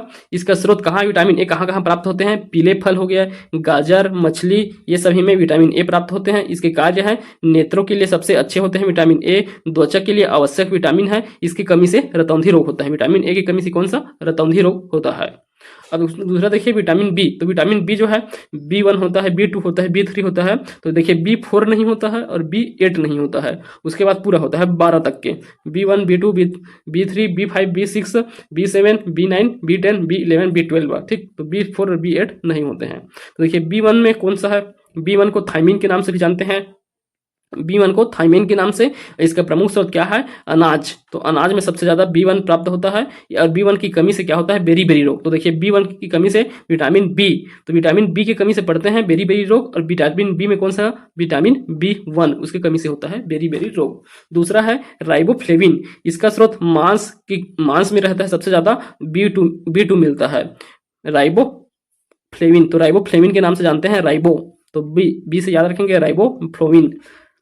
मांस सबसे ज्यादा बड़ा स्रोत है इसका। इसकी कमी से कोलेसस रोग होता है। तो B2 की कमी से कोलेसस रोग होता है, याद रखना है। B2 की कमी से कोलेसस रोग होता है। फिर उसके बाद दिया है डायरेक्ट B6 को। इसे पायराइडी ऑक्सिन के नाम से जानते हैं। पायराइड ऑक्सिन के नाम से जानते हैं B6 को। इसका प्रमुख स्रोत है मांस, हरी सब्जी, ये दोनों जो है इसके प्रमुख स्रोत है। इसकी कमी से क्या होता है? एनीमिया रोग होता है। B12 साइनोकोबाल्मिन जो है इसका प्रमुख स्रोत है B12 का। इसके स्रोत को देखें, मांस, अंडा, डेयरी पदार्थ, ये सब इसके प्रमुख स्रोत होते हैं B12 के। साइनोकोबालिन इसका नाम है, साइनोकोबालिन किसका? B12 का। मांस, अंडा और डेयरी में इसकी कमी से कौन सा रोग होगा? Pernicious anaemia. पर्नीशियस एनीमिया जो है B12 की कमी से होता है। उसके बाद देखिए विटामिन सी। विटामिन सी का आपको सबको पता होगा, स्कार्बिक अम्ल के नाम से जानते हैं विटामिन सी को, स्कार्बिक अम्ल। इसका स्रोत कौन से होते हैं? खट्टे फल, नींबू, आंवला, टमाटर, इन सबों में जो है विटामिन सी प्राप्त होता है। यह हड्डियों के जोड़ों व त्वचा के लिए आवश्यक विटामिन होता है। इसकी कमी से स्कर्वी रोग, तो यहाँ याद रखेंगे स्कर्वी रोग विटामिन सी की कमी से, और रिकेट्स सिरप हम पढ़े हैं विटामिन डी की कमी से। विटामिन डी को कैल्सीफेरॉल कहा जाता है। इसका स्रोत मुख्य रूप से सूर्य का प्रकाश होता है। मक्खन, पनीर, मछली का तेल, ये सभी जो है विटामिन डी का प्रमुख स्रोत हैं। और इसकी कमी से क्या होता है? विटामिन डी से रिकेट्स रोग होता है। विटामिन ई देखिए, इसे टोकोफेरल कहते हैं। टोकोफेरल विटामिन ई, ये मक्खन, पनीर, टमाटर, अंकुरित अनाज, इनमें पाया जाता है विटामिन ई। इसकी कमी से जनन क्षमता प्रभावित होती है, तो जनन क्षमता के लिए उत्तरदायी होता है विटामिन ई। विटामिन के को देखें तो इसे फिलोक्विनिन कहते हैं, फिलोक्विनोन कहा जाता है विटामिन के को। इसका स्रोत टमाटर होता है। रक्त का थक्का जमने के लिए सबसे आवश्यक होता है विटामिन के, तो ये इंपॉर्टेंट पॉइंट याद रखेंगे। रक्त थक्का जमने के लिए कौन सा विटामिन जरूरी रहता है? विटामिन के। देखिए, इससे पहले के जो मैराथन वीडियो है आप वहां जाके देख सकते हैं, प्लेलिस्ट बना हुआ है, फिजिक्स और केमिस्ट्री डल चुका है। वही current affair, national international current affair चल रहा है, जिसमें अभी तक के जो है 8 वीडियो डल चुके हैं, आप जाके देख सकते हैं। छत्तीसगढ़ करंट अफेयर जो है 5 वीडियो में कंप्लीट करा दिया गया है, आप उसे भी जाके देख सकते हैं। यहाँ इतिहास कंप्लीट हो गया है।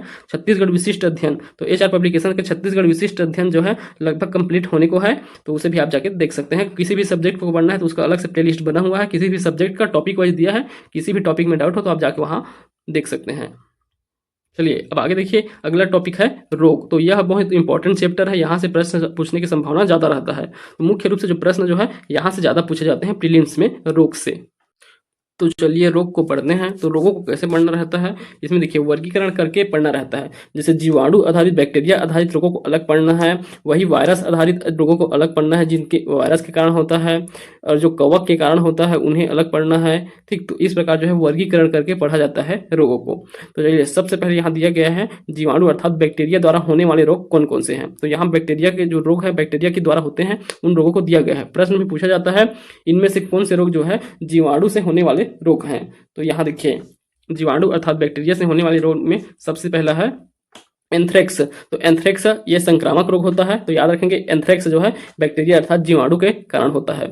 दूसरा है हैजा। तो हैजा रोग यह दूषित जल, खाद्य पदार्थ द्वारा संक्रमण और इसके द्वारा जो है फैलता है यह हैजा रोग।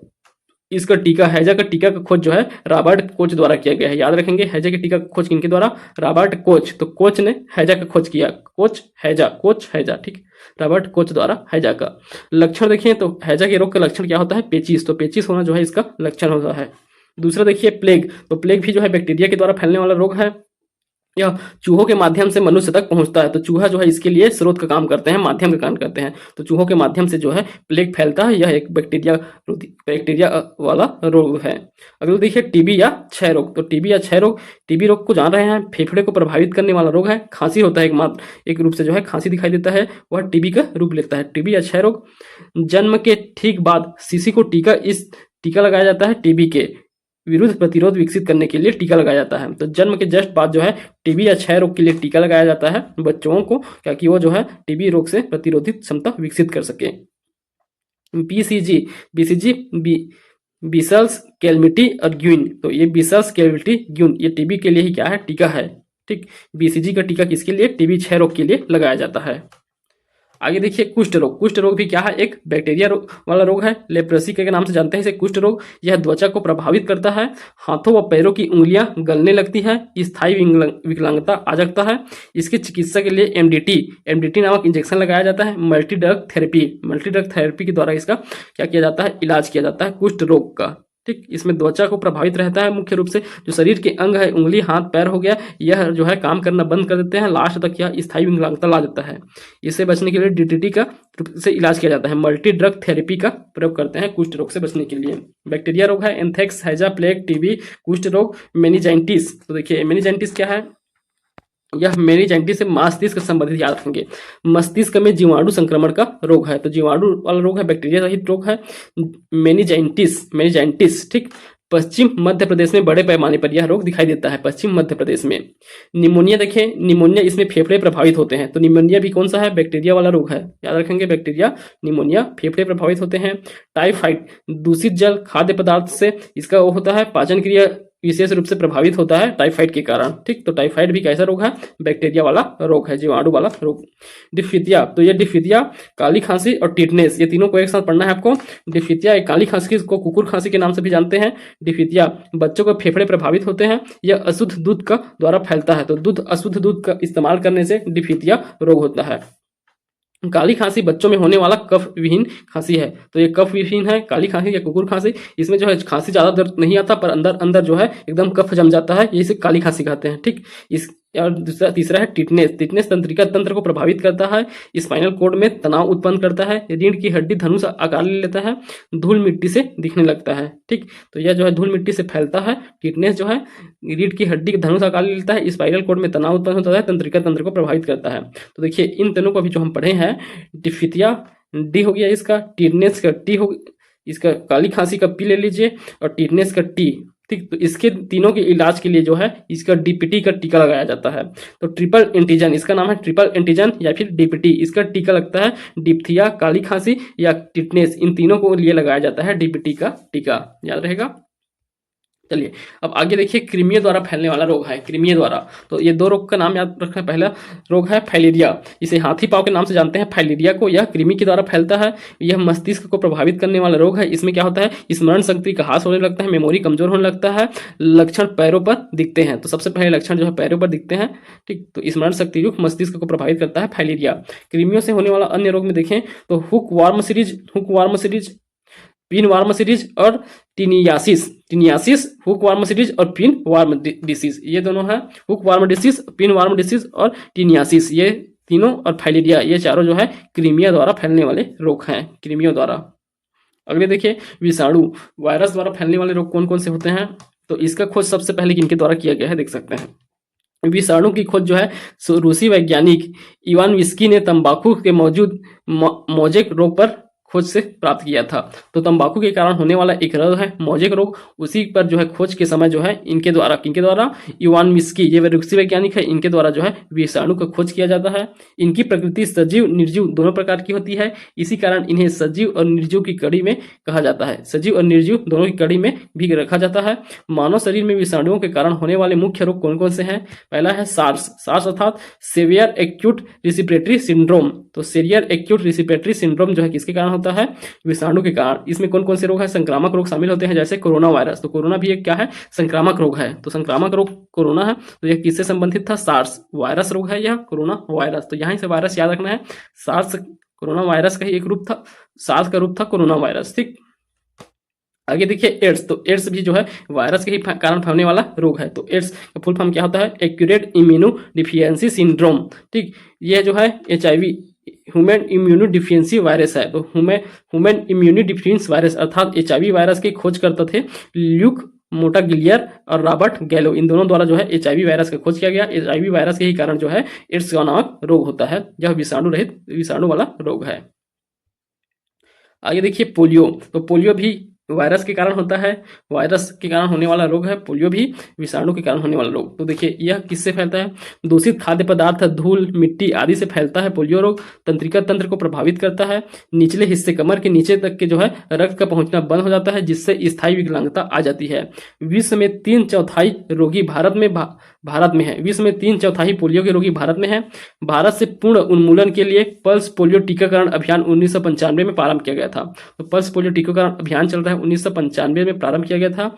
देश में पोलियो को पूर्ण उन्मूलन करने के लिए यह अभियान चलाया जा रहा है, पल्स पोलियो टीकाकरण अभियान 1995 से। पोलियो की टीकाकरण की खोज जो है जोनास सॉक द्वारा किया गया था। जोनास सॉक, तो इनका नाम याद रखेंगे, जोनास सॉक ने किया था पोलियो के टीकाकरण की खोज। मुख में दिए जाने वाले खुराक, जो पोलियो ड्रॉप दिया जाता है, मुख में दिया जाता है, उसका खोज किया गया है एल्बर्ट सैबिन। तो एल्बर्ट सैबिन जो है जो पोलियो ड्रॉप है उसका खोज किया था, और पोलियो के लिए जो इंजेक्शन लगता है पोलियो का टीका, उसका खोज किया है जोनास साक और सैबिन। साक द्वारा क्या इंजेक्शन की खोज और सैबिन द्वारा ड्रॉप की खोज किया गया है। आगे देखिए चेचक शरीर में फफोले का बनना चेचक है। तो चेचक रोग जो है यह भी वायरस वाला रोग है, इसमें तीव्र ज्वर हो जाता है। 1977 में भारत में चेचक का पूर्ण उन्मूलन हो चुका है। तो 1977 से जो है भारत में चेचक का पूर्ण तरह से उन्मूलन हो चुका है, चेचक रोग अब नहीं दिखाई देते हैं। डेंगू ज्वर देखें तो यह मच्छर द्वारा फैलता है। 3 चरणों में होता है डेंगू रोग। पहले सामान्य ज्वर के लक्षण दिखाई देते हैं, शरीर एवं हाथ पैर में दर्द होने लगता है। दूसरा है शरीर के जोड़, आंख, कान, मसूड़े रक्त का स्त्राव करने लगते हैं। जीने की इच्छा समाप्त होने लगती है डेंगू ज्वर के कारण। तो ये 3 चरणों में होता है।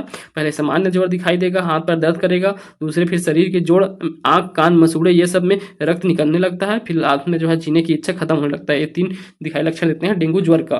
रेबीज देखिए, रेबीज इसे हाइड्रोफोबिया के नाम से जानते हैं, पानी से डरते हैं। रेबीज जो है कुत्ते के काटने से फैलता है। रोगों की चरम दशा में रोगी पानी से डरने लगता है। लुई पास्चर ने इसका टीकाकरण का खोज किया था। तो हाइड्रोफोबिया के लिए, रेबीज के लिए टीकाकरण का खोज किया है लुई पास्चर द्वारा। ठीक, ये कुत्ते के काटने से फैलता है। रेबीज रोग जो है पानी से डर, हाइड्रोफोबिया कहते हैं इसीलिए इसे। हाइड्रो अर्थात पानी और फोबिया अर्थात डर। चलिए अगला है खसरा। पूरे शरीर में लाल लाल छोटे छोटे दाने हो जाते हैं, वह खसरा कहलाता है। विशेषकर यह जो है बच्चों में होता है। तो लाल लाल छोटे छोटे दाने दिखाई देते हैं खसरा रोग में। रोहा या ट्रेकोमा, तो ट्रेकोमा क्या है? नेत्र रोग होता है। आंख में धुंधलापन आने लगता है, इसे कहते हैं रोहा या ट्रेकोमा। तो याद रखेंगे, नेत्र संबंधी रोग है ट्रेकोमा, आंख में धुंधलापन आने लगता है। ये सभी किन से प्रकार के रोग हैं? ये सभी वायरस संबंधित रोग है। ठीक, तो याद रहेगा आप लोगों को वायरस संबंधित रोगों को। अब अगला देखिए, कवक या फफूंद द्वारा फैले गए रोग कौन कौन से होते हैं? एक है चर्म, कवक या फफूंद वाले रोग को है चर्म रोग, दांत, खाज, ये सब चर्म रोग जो है कवक या फफूंद से फैलते हैं। दूसरा है दमा और एथलिक फुट, ये जो है 3 रोग जो है कवक या फफूंद द्वारा फैलाए जाते हैं। प्रोटोजोआ से फैलने वाले रोग कौन से हैं? अमीबियासिस, 2 ठो है, अमीबासिस और दूसरा है मलेरिया। तो अमीबियासिस जो है पाचन क्रिया को प्रभावित करता है, अमीबियासिस पाचन क्रिया, और मलेरिया जो है प्लाज्मोडियम वाइकेंसी या इसे मादा एनोफिलीज के नाम से जानते हैं। मादा एनोफिलीज मच्छर के काटने से जो है मलेरिया होता है। इसके खोज करते थे रोनाल्ड रॉस। तो मलेरिया रोग का खोज करता है रोनाल्ड रॉस। इसका जो मादा एनोफिलीज मच्छर उसको खोजे थे रोनाल्ड रॉस द्वारा। इसका लक्षण क्या दिखाई देता है? ठंड के साथ आवर्ती बुखार दिखाई देता है। ठंड के साथ बुखार हो जाता है। आरबीसी नष्ट होने लगता है, तो रेड ब्लड सेल्स जो है नष्ट होने लगता है। प्लीहा तिल्ली को प्रभावित करता है, तो प्लीहा जो है तिल्ली को प्रभावित करता है। ठीक, तो ये प्रोटोजोआ से फैलने वाले रोग है। देखिए इसके अलावा और कौन कौन से अन्य रोग दिए गए हैं उसे भी देख लीजिए। तो एक है कैंसर। तो कैंसर कोशिकाओं का अनियंत्रित विकास होता है, कीमोथेरेपी से उपचार होता है। तो कैंसर, बहुत प्रकार के अलग अलग कैंसर पाए जाते हैं। इनका मुख्य कारण रहता है कोशिकाओं में अनियंत्रित विकास करना, कैंसर है। इसके लिए जो उपचार किया जाता है उसे कीमोथेरेपी कहते हैं। कैंसर को इलाज को कीमोथेरेपी। मोतियाबिंद क्या होता है? मोतियाबिंद आंखों से लेंस में अपारदर्शिता आने के कारण कम दिखाई देना मोतियाबिंद कहलाता है। तो आंखों में से जो अपारदर्शिता कम दिखाई देता है वह मोतियाबिंद कहला जाता है। अब कुछ आनुवंशिक रोग हैं, उनके देखिए कौन कौन से आनुवंशिक रोग जो है दिखाई देते हैं। तो आनुवंशिक रोग में है हीमोफीलिया, इसे हम पहले भी देखे हैं। आनुवंशिक रोग हीमोफीलिया, इसे शाही रोग के नाम से जानते हैं। या इसके लिए स्त्री जो है वाहक का काम करते हैं। पुरुषों में लक्षण प्रकट होते हैं हीमोफीलिया का, इसे रॉयल डिसीज या शाही रोग भी कहते हैं। जो है हंसिया आकार का हो जाता है, जो है लटकाओ सेल्स। उसके बाद देखिए सिकल सेल एनीमिया, इसमें इसे आरबीसी इसमें होता है। सिकल सेल्स में जो है आकार हंसिया आकार का होता है। ठीक, तो सिकल सेल्स में जो है इसमें आरबीसी का आकार जो है हंसिया आकार हो जाता है एवं उसकी आयु कम हो जाती है। आरबीसी की आयु कम हो जाती है और हंसिया आकार का वर्धनता या था, इसे कलर ब्लाइंडनेस कहते हैं। कलर ब्लाइंडनेस, ठीक, लाल व हरे रंग में अंतर न समझ आए तब वह कहलाता है कलर ब्लाइंडनेस या वर्धनता। लाल और हरे रंग याद रखेंगे, लाल और हरे रंग में अंतर न कर पाना वर्धनता या कलर ब्लाइंडनेस कहलाता है। डाउन सिंड्रोम, थैलेसिया, ये सभी भी अनुवांशिक रोग हैं। तो ये सभी हीमोफीलिया, सिकल सेल एनीमिया, वर्धनता, डाउन सिंड्रोम और थैलेसीमिया ये सभी क्या है? अनुवांशिक रोग है। तो पीढ़ी दर पीढ़ी फैलने वाले रोगों को अनुवांशिक रोग कहते हैं। अगला देखिए रोग के वाहक। तो रोग के वाहक क्या क्या होते हैं यहाँ दिया गया है। सबसे पहले मच्छर। तो मच्छर जो है मलेरिया, डेंगू, फाइलेरिया, हाथी पाँव आदि के रोगाणु या विषाणु के वाहक होते हैं मच्छर। प्लेग के वाहक के लिए कौन काम करते हैं? प्लेग संक्रमित चूहे से पिस्सू एवं पिस्तु मानव में प्लेग फैलाते हैं। तो चूहे से पिस्सू से मानव में जो है प्लेग जो है फैलता है। तो चूहे जो है किसके? प्लेग के लिए क्या करते हैं? वाहक का काम करते हैं। अब देखिए एंटीबायोटिक क्या होता है। एंटीबायोटिक की खोज 1928 में सर अलेक्जेंडर फ्लेमिंग द्वारा किया गया था। एंटीबायोटिक जो है पेनिसिलिन की खोज किया गया था। पेनिसिलिन यह जो है अलेक्जेंडर फ्लेमिंग। तो पेनिसिलिन जो है सबसे महत्वपूर्ण क्या है? एंटीबायोटिक दवा है। 1928 में किया गया था। कुछ बैक्टीरिया विशेष फफूंदों की विद्यमता में मारने लगते हैं। इसी अवलोकन से पेनिसिलिन का आविष्कार किया गया था अलेक्जेंडर फ्लेमिंग द्वारा 1928 में। अन्य तथ्य दिया गया है हिपोक्रेटस, यह चिकित्सा शास्त्र के जनक है। हिपोक्रेटस चिकित्सा शास्त्र के जनक। होम्योपैथी के जनक है सैमुअल हैनीमैन जो है होम्योपैथी के जनक है। आयुर्वेदिक प्राचीन भारतीय चिकित्सा पद्धति, आयुर्वेद जो है प्राचीन भारतीय चिकित्सा पद्धति है। चरक की चरक संहिता इस पद्धति की मूल रचना है आयुर्वेद की। कीमोथेरेपी कैंसर के टिश्यू को खत्म करने के लिए कीमोथेरेपी का प्रयोग किया जाता है। चीन की चिकित्सा पद्धति देखें तो चीन की 2 चिकित्सा पद्धति फेमस है। सुई से इलाज करना, ये क्या कहलाता है? एक्यूपंक्चर कहलाता है। सुई से इलाज एक्यूपंक्चर कहलाता है। दाब से इलाज करना एक्यूप्रेशर कहलाता है। तो ये चीन की चिकित्सा पद्धति है। सुई से इलाज एक्यूपंक्चर और दाब से इलाज एक्यूप्रेशर, दोनों जो है चीन से दिया गया चिकित्सा पद्धति है। और देखिए यही जो है पूरा चैप्टर का रिवीजन यहाँ दिया गया है। कुछ जो रोग हैं उसके कारक रोगाणु कौन कौन से होते हैं, संचरण का तरीका क्या है, रोग के प्रमुख लक्षण क्या दिखाते हैं, ये सभी रोग कारक रोगाणु ये सभी को यहाँ पढ़ लेते हैं। तो देखिए सबसे पहले जीवाणुओं से होने वाले अर्थात बैक्टीरिया से जो होने वाले रोग हैं उन्हें दिया गया है। तो देखिए सबसे पहले देखिए डिफिथिया। तो डिफिथिया जो है यह कैसे फैलता है, इसका कारक क्या होता है? कैरोनी बैक्टीरिया डिफिथरी, कैरोनी बैक्टीरियम डिफिथरी, यह इसका कारक रोगाणु होता है। यह वायु द्वारा फैलते हैं, संचरण का तरीका वायु होता है। इसके लक्षण में गला खराब, बुखार, सांस लेने में कठिनाई, ये सभी दिखाई देते हैं डिप्थीरिया रोग के लक्षण के रूप में। उसके बाद देखिए तपेदिक, यह जो है माइक्रोबैक्टीरियम होता है। माइक्रोबैक्टीरियम या ट्यूबरकुलोसिस, ये दोनों रोगाणुओं से जो है फैलते हैं। यह वायु, खाना और दूध इनके द्वारा जो है संचरण होता है। वायु, खाना और दूध द्वारा संचरण करते हैं। रोग के लक्षण में खांसी, शाम को बुखार आना, थकान, वजन घटना, एक्सरे के फेफड़े में संक्रमण का पता लगा चलना, ये सभी जो है किसके? तपेदिक के लक्षण है। प्लेग के देखिए तो प्लेग के लिए कौन से रोगाणु कारक होते हैं? यार्निशियंस पेस्टिस या पाचुरेगा पेस्टिस, ये जो है इसके रोगाणु हैं। यह रोग चूहा पिस्सू से फैलते हैं। इसके लिए लक्षण है अचानक तेज बुखार आ जाती है, उल्टी आने लगती है, गर्म सूखी त्वचा आदमी से फैलता है यह। ठीक। टाइफाइड देखिए, टाइफाइड या आंत्र ज्वर, इसे यह जो है साल्नेमो टाइफी कारक के द्वारा फैलता है। यह मक्खी, खाना, मल, पानी इन सब द्वारा संचरित होता है। बुखार, मिचली, उल्टी, पेट दर्द, ठंड, दस्त, ये सभी लक्षण दिखाई देते हैं। हैजा का देखिए तो वाइब्रियो कॉलरी, ये इसके कारक रोगाणु हैं। मक्खियां, खाना और पानी इनके द्वारा जो है हैजा होता है। तीव्र भयंकर दस्त होने लगता है, उल्टी होने लगता है, निर्जलीकरण होने लगता है।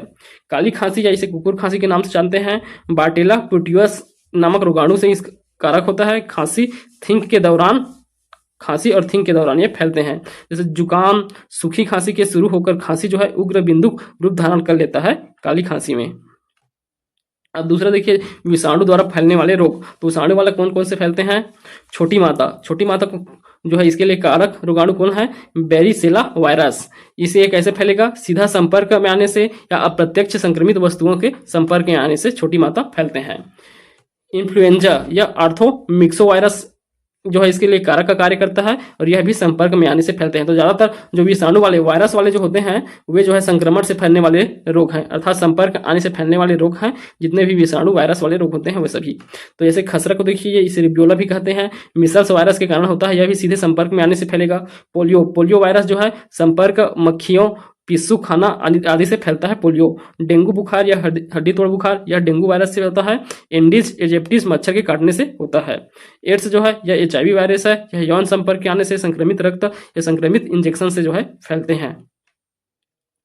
चलिए आगे परजीवी द्वारा होने वाले रोग देखिए। परजीवी में कौन से होते हैं? मलेरिया रोग हो गया, पायरिया हो गया, सोने की बीमारी, पेचिस, कालाजार, ये सभी परजीवी द्वारा होने वाले रोग हैं। तो देखिए मलेरिया जो है यह प्रभावित अंग तिल्ली व RBC को प्रभावित करते हैं। इसके लिए परजीवी होता है प्लाज्मोडियम नामक परजीवी से फैलते हैं। वहाँ के लिए मादा एनोफिलीज माथा, लक्षण ठंड के साथ बुखार देखने को मिलता है। पायरिया मसूड़ा प्रभावित अंग है, परजीवी के रूप में एंट अमीबा जिंजिविसिस परजीवी का काम करता है। इसके लिए लक्षण देखिए मसूड़ों के रक्त निकलने लगता है पायरिया से। सोने की बीमारी यह मस्तिष्क को प्रभावित करता है। परजीवी इसके लिए ट्रेपिनोसोमा जो है इसके लिए परजीवी काम करता है। वहाँ क्या होता है? टीसी मक्खी।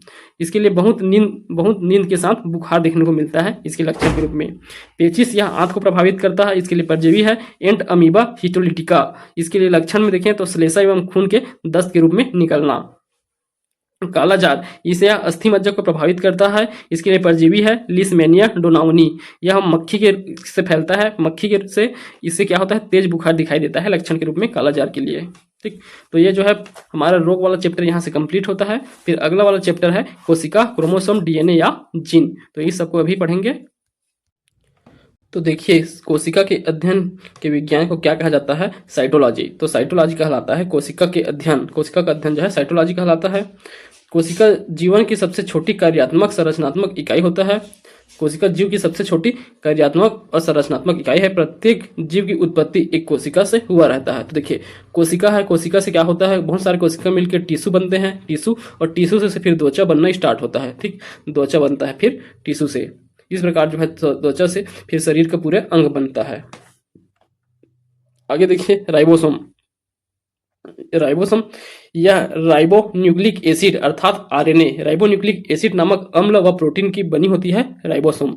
यह प्रोटीन संश्लेषण के लिए उपयुक्त स्थान प्रदान करता है, अर्थात यह प्रोटीन का उत्पादन स्थल है, इसलिए इसे प्रोटीन की फैक्ट्री कहते हैं। तो राइबोसोम को हम क्या कहते हैं? प्रोटीन की फैक्ट्री कहते हैं, क्योंकि यहाँ से जो निकलने वाला आरएनए है, यह जो है अम्ल और प्रोटीन का निर्माण करता है। आरएनए के द्वारा अम्ल और प्रोटीन बनते हैं, इसलिए इसे प्रोटीन की फैक्ट्री कहा जाता है राइबोसोम को। दूसरा देखिए, माइटोकॉन्ड्रिया। माइटोकॉन्ड्रिया यह पता सबसे पहले कॉलिकर ने लगाया था। तो माइटोकॉन्ड्रिया का पता सबसे पहले किसने लगाया था? कॉलिकर। इनका नाम याद रखेंगे। माइटोकॉन्ड्रिया को सबसे पहले जानकारी जो है कॉलिकर द्वारा दिया गया है, जबकि इसकी खोज किया गया है श्रे अल्टमैन। तो श्रे अल्टमैन द्वारा जो है इनकी खोज किया गया है माइटोकॉन्ड्रिया का। बेंडा ने इसका नामकरण किया और इसे कोशिका का श्वसन स्थल कहा जाता है। कोशिका का श्वसन स्थल जो है माइटोकॉन्ड्रिया का कहा जाता है। ठीक, तो माइटोकॉन्ड्रिया को जो है कोशिका का श्वसन स्थल। अगला देखिए, हरित लवक। हरित लवक यह हरा रंग होता है क्योंकि इसके अंदर एक हरे रंग का पदार्थ पर्ण हरित होता है। इसी की सहायता से पौधा प्रकाश संश्लेषण करता है और भोजन बनाता है, इसलिए हरित लवक को पादप कोशिका का रसोई घर कहते हैं। ठीक, तो पादप कोशिका का रसोई घर किसे कहा जाता है? हरित लवक को। याद रखेंगे, जो ये उपनाम है वहां से भी प्रश्न बनते हैं। अब देखिए, केंद्रक न्यूक्लियस यह कोशिका का सबसे प्रमुख अंग होता है। वंशानुगत तथा अथवा अनुवांशिक गुणों के अतिरिक्त केंद्रक कोशिका के क्रियाकलापों को भी नियंत्रण करता है। केंद्रक में एक छोटी संघन संरचना होती है जिसे केंद्रिका या न्यूक्लियोलस कहा जाता है। तो केंद्रक के अंदर ही एक सबसे छोटी संरचना वह केंद्रिका या न्यूक्लियोलस कहलाता है। आगे देखिए, क्रोमोसोम। अब क्रोमोसोम क्या होता है? यह कोशिका के केंद्रक में धागे के समान संरचना होता है क्रोमोसोम, इसे अथवा गुणसूत्र कहा जाता है। तो क्रोमोसोम गुणसूत्र एक ही है। तो देखिए, यह कैसे रहता है? धागे के समान केंद्रक में बना हुआ एक संरचना होता है। यह जीन के धारक है तथा आनुवंशिक गुणों अथवा लक्षणों को जनक की अगली पीढ़ी से एक पीढ़ी से अगली पीढ़ी में स्थानांतरित करते हैं। एक गुणसूत्र के माध्यम से ही जो है आनुवंशिक गुण के लक्षण जो है एक पीढ़ी से दूसरी पीढ़ी में जो है स्थानांतरित होते हैं। क्रोमोसोम डीएनए तथा प्रोटीन के बने होते हैं। क्रोमोसोम कोशिका विभाजन के समय ही दिखाई देते हैं। मानव में 23 जोड़ी क्रोमोसोम होते हैं। 23 जोड़ी क्रोमोसोम अर्थात टोटल कितना? 46 गुणसूत्र पाए जाते हैं मनुष्य में। 23 जोड़ी गुणसूत्र अर्थात 46 क्रोमोसोम मनुष्य में प्राप्त होते हैं। देखिए, यहाँ डीएनए आरएनए संरचना दिखाया गया है। तो देखिए, जीवन का विकास आरएनए से हुआ है। तो आरएनए से जो है ये देखिए, यहाँ राइबोन्यूक्लिक अम्ल से जो है जीवन का विकास हुआ है। आरएनए से डीएनए प्राप्त होता है। तो इस आरएनए से ही जो है डीएनए प्राप्त होता है। डीऑक्सी न्यूक्लिक अम्ल, डीएनए का फुल फॉर्म है डीऑक्सी न्यूक्लिक अम्ल, व आरएनए का होता है राइबोन्यूक्लिक अम्ल। ये दोनों आनुवंशिक पदार्थ के रूप में कार्य करते हैं। तो दोनों जो है आनुवंशिक पदार्थ के रूप में कार्य करते हैं, लेकिन अधिकतर जीवों में आनुवंशिक पदार्थ डीएनए होता है। डीएनए आनुवंशिक सूचनाओं को संग्रहित करके, जबकि आरएनए जो है मुख्यतः सूचनाओं के स्थानांतरण व अभिव्यक्ति में सहायक होते हैं। तो डीएनए क्या करेगा? आनुवंशिक सूचनाओं को संग्रहित करता है और आरएनए जो है सूचनाओं को स्थानांतरित व अभिव्यक्त करने का कार्य करता है। आगे देखिए, डीएनए की अधिकांश मात्रा केंद्रक में होती है।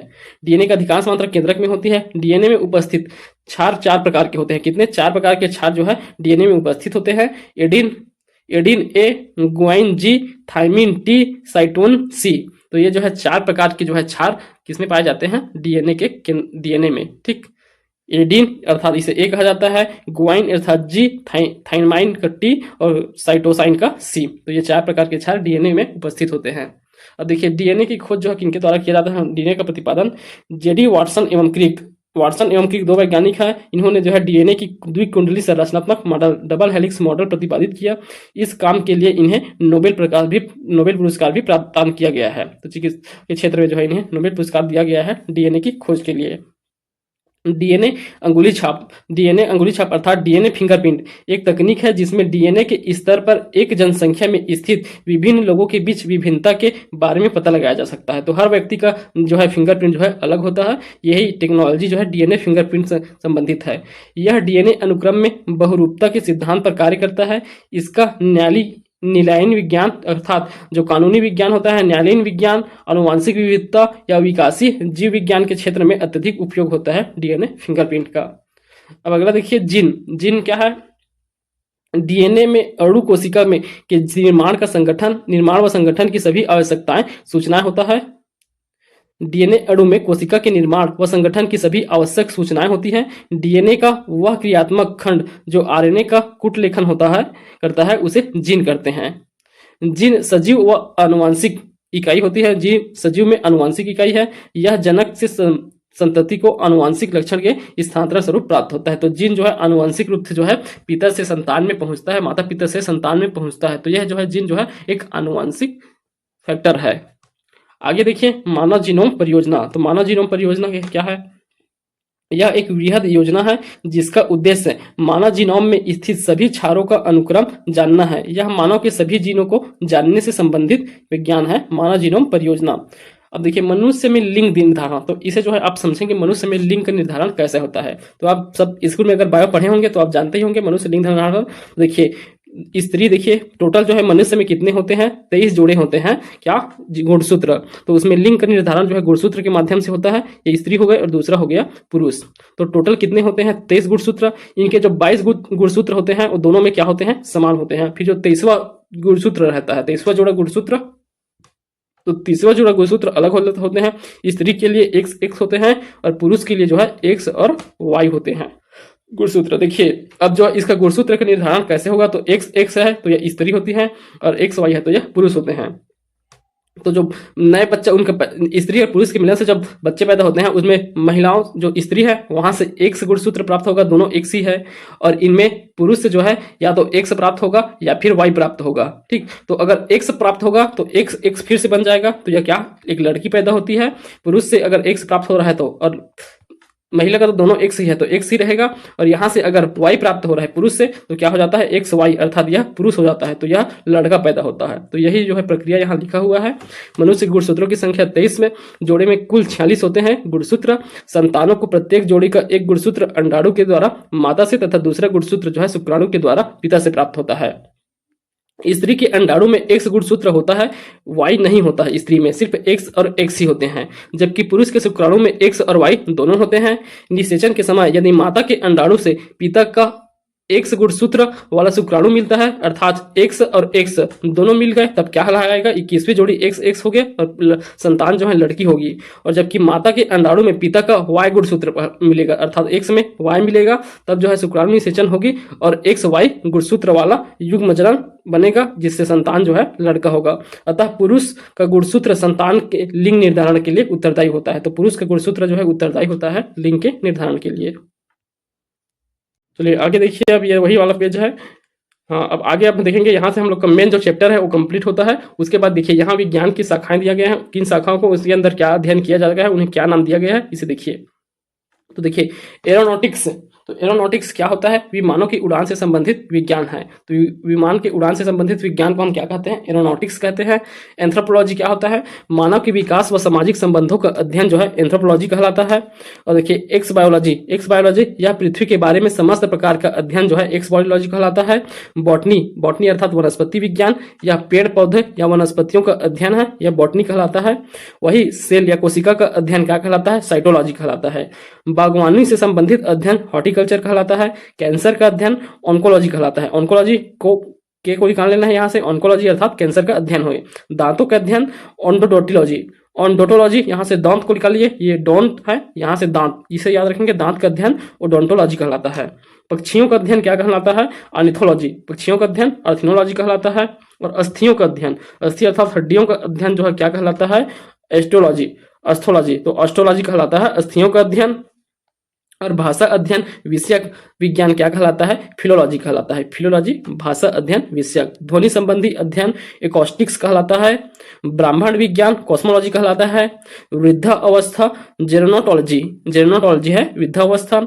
ज्योतिष विज्ञान एस्ट्रोनॉमी। खगोल विज्ञान एस्ट्रोनॉमी, तो यहाँ हम आगे खगोल विज्ञान भी पढ़ेंगे, एस्ट्रोनॉमी। उसके बाद निम्न तापीय, निम्न तापीय अर्थात क्रायोजेनिक का अर्थ क्या होता है? निम्न ताप। क्रायोजेनिक जो तापमान कितना देखे थे 150 सेंटीग्रेड, -150 सेंटीग्रेड से तब तापमान को हम क्या कहते हैं? क्रायोजेनिक ताप। आगे देखिए इकोलॉजी, ये पारिस्थितिकी तंत्र है, पारिस्थितिकी तंत्र का इकोलॉजी कहलाता है। हिस्टोलॉजी, ये याद रखेंगे, हिस्ट्री नहीं है, ये हिस्टोलॉजी है। तो हिस्टोलॉजी ऊतकों टिश्यू का अध्ययन जो है हिस्टोलॉजी कहलाता है। सिस्मोलॉजी क्या कहलाता है? भूकंप का अध्ययन है। वायरोलॉजी वायरस विज्ञान, तो वायरस विज्ञान है वायरोलॉजी। तो ये जो है विज्ञान की महत्वपूर्ण शाखाएं हैं। आप यहाँ से याद रखेंगे कि यहाँ से भी प्रश्न बनने की संभावना होते हैं, तो इस प्रकार के भी प्रश्न पूछे जाते हैं। उसके बाद देखिए यहाँ प्रमुख वैज्ञानिक उपकरणों को दिया गया है, अब हम इसे भी पढ़ लेते हैं।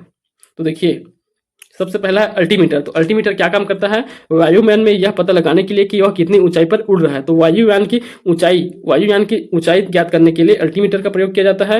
आगे ऑडोमीटर, यह वाहनों द्वारा तय की गई दूरी बताने के लिए यंत्र होता है ऑडोमीटर। तो यह स्पीड जो दूरी है उसके लिए, तो दूरी का जो मीटर लगा रहता है गाड़ी में वह ऑडोमीटर है। एमीटर, यह विद्युत धारा, अमीटर जो है विद्युत धारा मापने का यंत्र है। एनीमोमीटर, यह वायु की गति व वेग का पता लगाने वाला यंत्र है। ऑडियोफोन, यह सुनने में सहायता के लिए कान में लगाया जाने वाला यंत्र है ऑडियोफोन। बैरोमीटर, इसे देखे थे पहले भी, वायुमंडलीय दाब ज्ञात करने के लिए बैरोमीटर। तो यह दाब का मात्रा है, कौन सा दाब? वायुमंडलीय दाब के लिए बैरोमीटर का प्रयोग करते हैं। कैलोरीमीटर, ऊर्जा की मात्रा मापने के लिए, कैलोरी में मापते हैं ऊर्जा की मात्रा, तो कैलोरीमीटर जो है ऊर्जा की मात्रा। कार्बोरेटर, तो कार्बोरेटर क्या है? अंतर्दहन इंजन में इसमें वायु व पेट्रोल के वाष्प कणों को मिलाया जाता है कार्बोरेटर में। तो यह जो है जो वाहन होते हैं वो ऑटोमोबाइल, उनके लिए जो है यह प्रमुख अंग होता है कार्बोरेटर। इसमें क्या रहता है? पेट्रोल और वाष्प कण ये सब मिले होते हैं वायु। उसके बाद देखिए केस्कोग्राफ, पौधों की वृद्धि मापने के लिए प्रयोग किया जाता है केस्कोग्राफ को, पौधे की वृद्धि मापने के लिए। इसका आविष्कार जेसी बोस द्वारा किया गया था केस्कोग्राफ का। कार्डियोग्राफ, यह हृदय के कंपन का रिकॉर्ड करने के लिए रहता है। हृदय संबंधी अध्ययन कार्डियोग्राफ कहलाता है। कार्डियोलॉजी कहलाता है हृदय संबंधी अध्ययन, और उसमें जिस मशीन का प्रयोग किया जाता है कंपन रीड करने के लिए, कार्डियोग्राफ का। डायनेमोमीटर, किसी इंजन द्वारा लगाए गए ऊर्जा मापने के लिए जो मशीन है वो डायनेमोमीटर है। डायलिसिस मशीन, यह किडनी खराब होने व ब्लड शुद्ध करने वाला मशीन है डायलिसिस। इलेक्ट्रोमीटर, विद्युत की मात्रा मापने के लिए इलेक्ट्रोमीटर का प्रयोग करते हैं। फेदोमीटर, यह यंत्र समुद्र की गहराई मापने के लिए काम आता है फेदोमीटर। गैल्वेनोमीटर क्या है? कम मात्रा की विद्युत धाराओं को मापने के लिए गैल्वेनोमीटर का प्रयोग करते हैं। हाइड्रोमीटर, अपेक्षित घनत्व एवं अपेक्षित गुरुत्व को मापने के लिए हाइड्रोमीटर का प्रयोग करते हैं। हाइड्रोफोन क्या है? जल के भीतर ध्वनि मापने वाला यंत्र है हाइड्रोफोन। तो जल के भीतर ध्वनि नापता है हाइड्रोफोन। हाइग्रोमीटर देखिए, तो यह वायुमंडलीय आर्द्रता को मापने के लिए प्रयोग किया जाता है वायुमंडलीय आर्द्रता के लिए हाइग्रोमीटर का। ठीक, ये प्रश्न पूछे भी जा चुके हैं। हाइग्रोमीटर, लैक्टोमीटर, ये सब प्रश्न पूछे जा चुके हैं। इलेक्ट्रोमीटर दूध की शुद्धता मापते हैं। मैनोमीटर गैस की दाब निर्धारित करने वाला उपकरण है। माइक्रोफोन, ध्वनि तरंग विद्युत तरंग धीमी आवाज तेज हो जाती है तो इसे धीमी आवाज को तेज करने के लिए है ये माइक्रोफोन। तो माइक्रोफोन, माइक, तो माइक है की तरह ही, माइक को ही माइक्रोफोन कहते हैं। पेरिस्कोप, पनडुब्बी के उपयोग किया जाता है। पनडुब्बी में पेरिस्कोप का पानी के भीतर से पानी के ऊपर का दृश्य देखने के लिए जो है, पानी के ऊपर जो है दृश्य देखते हैं, पानी के भीतर के दृश्य को पेरिस्कोप से। आगे देखिए पायरोमीटर। पायरोमीटर दूर स्थित वस्तु के ताप को ज्ञात करने हेतु इस यंत्र का प्रयोग किया जाता है। दूर की वस्तु के ताप ज्ञात करने के लिए पायरोमीटर का। रडार जो है वायुयान की दिशा व क्षेत्र दर्शाता है। रेडियोमीटर, इस यंत्र का उपयोग विकिरण की माप करने के लिए किया जाता है। रेन गेज, किसी विशेष स्थान पर हुई वर्षा को मापने के लिए रेन गेज का प्रयोग करते हैं। सेक्सटेंट, यह किसी ऊंचाई अर्थात मीनार आदि की ऊंचाई नापने का काम करने वाला उपकरण होता है सेक्सटेंट। सिस्मोग्राफ, भूकंप के झटके को रिकॉर्ड करने के लिए सिस्मोग्राफ का प्रयोग करते हैं। स्फेग्नोमीटर, यह रक्तदाब को मापता है। रक्तदाब, ब्लड प्रेशर को स्फेग्नोमीटर से मापा जाता है। स्टेथोस्कोप, इससे नाड़ी चलने की आवाज को सुनी जाती है। स्टेथोस्पीकर से किसे? नाड़ी चलने की आवाज को डॉक्टरों के द्वारा प्रयोग किया जाता है स्टेथोस्कोप। आगे देखिए स्पीडोमीटर, यह मोटर या अन्य गाड़ी की चाल का पता लगाने के लिए स्पीडोमीटर लगा होता है, स्पीड दर्शाने के लिए। टेकोमीटर, यह वायुयान तथा मोटर नाव की गति को मापने के लिए प्रयोग किया जाता है। वायुयान या मोटर नाव की गति के लिए टेकोमीटर का। टेलीप्रिंटर, टेलीफोन तार द्वारा प्राप्त संदेशों को अपने आप टाइप करता है टेलीप्रिंटर। टेलीस्कोप, बहुत दूर की वस्तु देखने के लिए टेलीस्कोप का प्रयोग करते हैं। थर्मोस्टेट, यह जो है टेम्परेचर को क्या निश्चित बिंदु पे स्टेट करने के लिए। तो थर्मोस्टेट से, थर्मो अर्थात टेम्परेचर, स्टेट मतलब स्टेबल, तो इसके प्रयोग किसी वस्तु का ताप एक निश्चित बिंदु पर बनाए रखने के लिए प्रयोग किया जाता है थर्मोस्टेट का। ट्रांसफार्मर तो जान ही रहे हैं, विद्युत वोल्टेज को बढ़ाया या घटाने जाने के लिए जो है ट्रांसफार्मर का प्रयोग करते हैं। वोल्टेज को नियंत्रण के लिए ट्रांसफार्मर का प्रयोग करते हैं। तो ये जो है प्रमुख वैज्ञानिक उपकरण है। तो यह जो है हमारा उपकरण कंप्लीट होते हैं। देखिए, इससे पहले हमने जो है छत्तीसगढ़ प्रशासन को एक ही वीडियो में कंप्लीट किया है, आप जाके देख सकते हैं। तो एक ही वीडियो, यह जो है 1.5 घंटे का वीडियो है। इस 1.5 घंटे में जो है छत्तीसगढ़ का प्रशासन जो है कंप्लीट हो चुका है। तो आप इसे एक बार देख सकते हैं। यह जो है बहुत इंपॉर्टेंट रहता है, एग्जाम में पूछे जाते हैं यहाँ से। अब इसके बाद देखिए अगला टॉपिक है प्रमुख आविष्कार एवं खोज। इस चैप्टर्स में हमें जो महत्वपूर्ण आविष्कार हुए हैं उनके खोजकर्ताओं के नाम को याद रखना है। तो कुछ महत्वपूर्ण है, उनके नाम को याद रखेंगे। सभी को याद रख पाना जो है संभव तो नहीं है, जो है याद हो सके उतना, जितना ज़्यादा हो सके उतना कोई आपको याद रखना है। तो चलिए देखते हैं। तो सबसे पहले देखिए रक्त का परिसंचरण तंत्र। तो रक्त परिसंचरण तंत्र का खोज जो है हॉर्वे द्वारा किया गया था। बैक्टीरिया जीवाणु का खोज जो है ल्यूकेन हॉक द्वारा किया गया है। टीबी के जीवाणु का खोज रॉबर्ट कोच, तो इसे पहले वहां भी पढ़े हैं। टीबी जीवाणु का खोज कोच द्वारा किया गया है। टीबी का खोज कोच द्वारा। बीसीजी टीका का खोज किया गया था बेसिलस, तो इन्हीं के नाम पे हैं, बी फॉर बेसिलस और सी फॉर कॉलमेरे और जी फॉर जो है यूरिन। तो इन तीनों ने जो है बीसीजी टीका का खोज किया गया था। बेरी बेरी रोग, इसके खोज जो है आइजैक मेन द्वारा किया गया था। पेनिसिलिन की खोज भी देखे हैं अलेक्जेंडर फ्लेमिंग द्वारा किया गया था। इसके लिए इन्हें नोबेल पुरस्कार भी दिया गया था। चेचक का टीकाकरण एडवर्ड जेनर ने चेचक का टीकाकरण का खोज। रेबीज का इलाज ये इनके द्वारा लुई पास्चर द्वारा खोजा गया था रेबीज का टीकाकरण को। मलेरिया का खोज रोनाल्ड रॉस द्वारा किया गया। एंटीपोलियो खुराक, तो एंटीपोलियो खुराक जो ड्रॉप दिया जाता है उसका सेबिन द्वारा किया गया है खोज। और जो इंजेक्शन लगाता है एंटीपोलियो का जो टीका लगाते हैं वह जो है सॉक द्वारा। तो जोनास ई साक द्वारा क्या किया गया है, टीका का इंजेक्शन का, और सेबिन द्वारा जो है ड्रॉप का खोज किया गया है। एड्स के विषाणु HIV उसका खोज किनके द्वारा, मोंटगलियर और रॉबर्ट गैलो, इन दोनों ने जो है मोंटगलियर और रॉबर्ट गैलो ने HIV विषाणु का खोज किया था। HIV का जो एड्स की बीमारी के लिए कार्य करता है। देखिए यहाँ हाइड्रोजन बम का खोज जो है एडवर्ड टेलर द्वारा किया गया था। कैस्मोग्राफ का खोज जेसी बोस द्वारा। डायनामाइट की खोज अल्फ्रेड नोबल द्वारा। विद्युत बल्ब और ग्रामोफोन का खोज जो है एडिसन द्वारा किया गया था।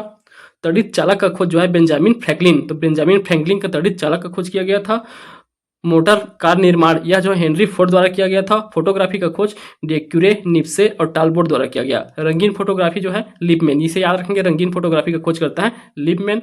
फोटोग्राफी जो रोल फिल्म वाला जो है बहुत पहले चलता था रोल फिल्म वाला, इसका जो है जॉर्ज ईस्टमैन द्वारा किया गया था। रोल फिल्म का फोटोग्राफी में जो रोल फिल्म का प्रयोग करते हैं उसका।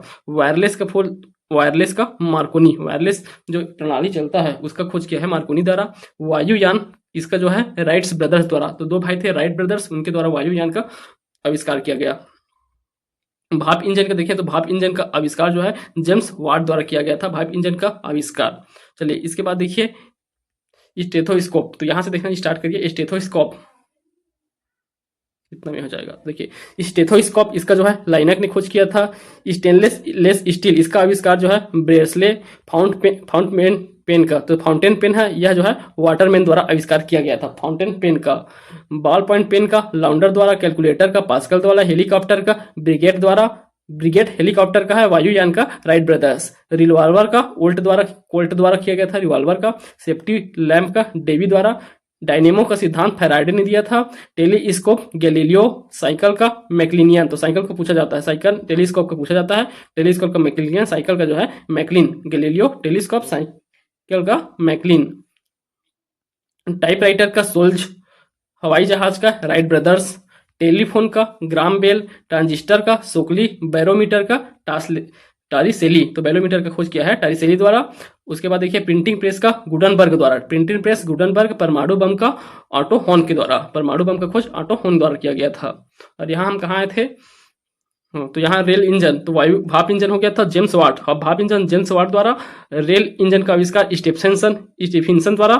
थर्मामीटर का फ़ारेनहाइट द्वारा। टेलीविजन का आविष्कार JL बेयर्ड, तो टेलीविजन का याद रखेंगे बेयर्ड द्वारा किया गया था। प्रथम परमाणु विखंडन रदरफोर्ड द्वारा कराया गया था। अंधों के लिए लिपि लुई ब्रेल, तो ब्रेल लिपि नाम क्या रखा गया है, ब्रेल लिपि यह जो है लुई ब्रेल द्वारा खोजा गया है। क्लोरोफॉर्म की खोज जो है सिम्सन हेरिसन द्वारा किया गया, हीलियम गैस का लाफियार द्वारा, ऑक्सीजन गैस का पिस्टल द्वारा, निष्क्रिय गैस का रेमसेस द्वारा। निष्क्रिय गैस का खोज जो है रेमसेस ने किया था। इलेक्ट्रॉन के आविष्कार जे थॉमसन, न्यूट्रॉन की खोज चैडविक, प्रोटॉन की खोज गोल्डस्टीन, प्रोटॉन के आवेश उसकी खोज जो है रदरफोर्ड द्वारा किया गया है। विद्युत धारा उल्टा के द्वारा, गुरुत्वाकर्षण का नियम न्यूटन ने दिया है, ग्रहों की गति का नियम केपलर ने दिया है, उद्विकास का सिद्धांत, उसका उद्विकास का सिद्धांत जो है डार्विन द्वारा दिया गया है। तो उद्विकास का सिद्धांत डार्विन ने, और क्रिस्टल डायनेमिकस इसका सिद्धांत जो है सीवी रमन दिया गया है, क्रिस्टल डायनेमिकस का सिद्धांत। तो ये प्रमुख वैज्ञानिक और उनके खोज हैं, आविष्कार हैं, आप देख सकते हैं इन्हें। तो यहाँ भी किसी किसी से प्रश्न पूछते हैं कभी कभी, तो आप इन्हें एक बार, दो बार, तीन बार ऐसे पढ़ेंगे तो जितना ज़्यादा आपको याद रहेगा उतना जो है आपके एग्जाम के लिए अच्छा रहेगा। चलिए अब यहाँ देखिए विविध प्रतियोगिता तथ्य दिया गया है, तो विविध को देख लीजिए। यहाँ से जो है प्रश्न जैसे पूछे जाते हैं उस प्रकार से दिए गए हैं। तो चलिए देखते हैं विविध में क्या दिया है। तो सबसे पहला है पेट तथा शरीर के अन्य आंतरिक भागों की जानकारी हेतु प्रयुक्त किए जाने वाला यंत्र पूर्ण आंतरिक परावर्तन परिघटना के आधार पर कार्य करता है। इसमें ऑप्टिकल फाइबर माध्यम से सूचनाएं संचारित होता है। तो देखिए ऑप्टिकल फाइबर भी जो है पूर्ण आंतरिक परावर्तन की जो सिद्धांत है उस पर कार्य करता है। उसी में कौन सा एडोस्कोपी यह भी काम करता है। यह पेट और शरीर के सभी आंतरिक जो भाग रहते हैं उनको अध्ययन करने के संबंध में ये प्रयोग किया जाने वाला यंत्र है एडोस्कोपी। यह जो है पूर्ण आंतरिक परिवर्तन की सिद्धांत पर कार्य करता है। यदि कोई सूचना टेलीफोन द्वारा डायल करके अन्यंत्र टेलीविजन स्क्रीन पर देखी या पढ़ी जा सके तो उसे टेलीटेक्स्ट कहते हैं। तो देखिए टेलीटेक्स्ट क्या हुआ है उसका परिभाषा दिया गया है। उसे टेलीफोन द्वारा डायल करके अन्यत्र टेलीविजन स्क्रीन पर देखी या पढ़ी जा सके तो उसे टेलीटेक्स्ट कहेंगे। चेन्नई में भारत का पहला अस्थि बैंक स्थापित किया गया है। तो देखिए अस्थि बैंक, बोन बैंक जो है सबसे पहले चेन्नई में भारत का पहला जो है स्थापित किया गया। अगला पॉइंट है कार्ल बेंज ने कार जो पेट्रोल वाला कार है उसका आविष्कार किया है। थॉमस अल्वा एडिसन ने विद्युत बल्ब का आविष्कार किया है। ग्रामाफोन का आविष्कार एल्बर्ट टेलर ने ग्रामाफोन और विद्युत बल्ब का दोनों का एडिसन ने किया है। एल्बर्ट टेलर ने रडार का आविष्कार किया है। तो ये आविष्कार हैं अभी जो पढ़े हैं उसी से। देखिए पेट्रोल वाली कार का कार्ल बेंज ने, एडिसन ने जो है विद्युत बल्ब, और ग्रामाफोन का एल्बर्ट टेलर ने रडार का आविष्कार किया है। मानव हृदय का पहला प्रतिस्थापन दक्षिण अमेरिका की चिकित्सक डॉक्टर क्रिश्चियन बर्नार्ड ने किया था। तो मानव हृदय का पहली बार जो है जो हृदय ट्रांसप्लांट करते हैं वह किनके द्वारा सबसे पहले किया गया था? डॉक्टर क्रिश्चियन बर्नार्ड, जो कि दक्षिण अफ्रीका के डॉक्टर हैं। टेलीफोन का आविष्कार ग्राहम बेल ने किया था। जेल बेयर्ड ने टेलीविजन का आविष्कार किया था। इसे आविष्कार वाले चैप्टर में पढ़े ही हैं। साथ ही देखिए यहाँ पूछा गया प्रश्न है इसलिए यहाँ दिया गया है। पेनिसिलिन का आविष्कार जो है अलेक्जेंडर फ्लेमिंग द्वारा किया गया था। पेनिसिलिन मानव निर्मित पहला एंटीबायोटिक था। तो पहला एंटीबायोटिक है ये पेनिसिलिन, जिसका आविष्कार अलेक्जेंडर फ्लेमिंग द्वारा किया गया था। फाउंट पेन का वाटरमैन डॉक्टर हरगोविंद खुराना ने प्रयोगशाला में सर्वप्रथम डीएनए का संश्लेषण, तो देखिए डीएनए, आरएनए और डीएनए का जो खोज है उनके द्वारा किया गया था। Crick and Watson and Crick के द्वारा किया गया था। और उसका डीएनए का सबसे पहले संश्लेषण जो है डॉक्टर हरगोविंद खुराना द्वारा किया गया था। डॉक्टरों द्वारा एनेस्थीसिया के रूप में प्रयुक्त हास्य गैस नाइट्रस ऑक्साइड है। इसका प्रथमतः प्रयोग अमेरिकी दंत चिकित्सक हॉर्सवेल ने 1844 में किया था। तो हास्य गैस जो है एक एनेस्थीसिया का काम करता है। इसका सबसे पहले प्रयोग 1844 में हॉर्सवेल द्वारा किया गया था। गैलीलियो ने टेलीस्कोप की खोज की थी। रॉबर्ट्स ब्रदर ने 20वीं सदी की शुरुआत में हवाई जहाज का आविष्कार किया था।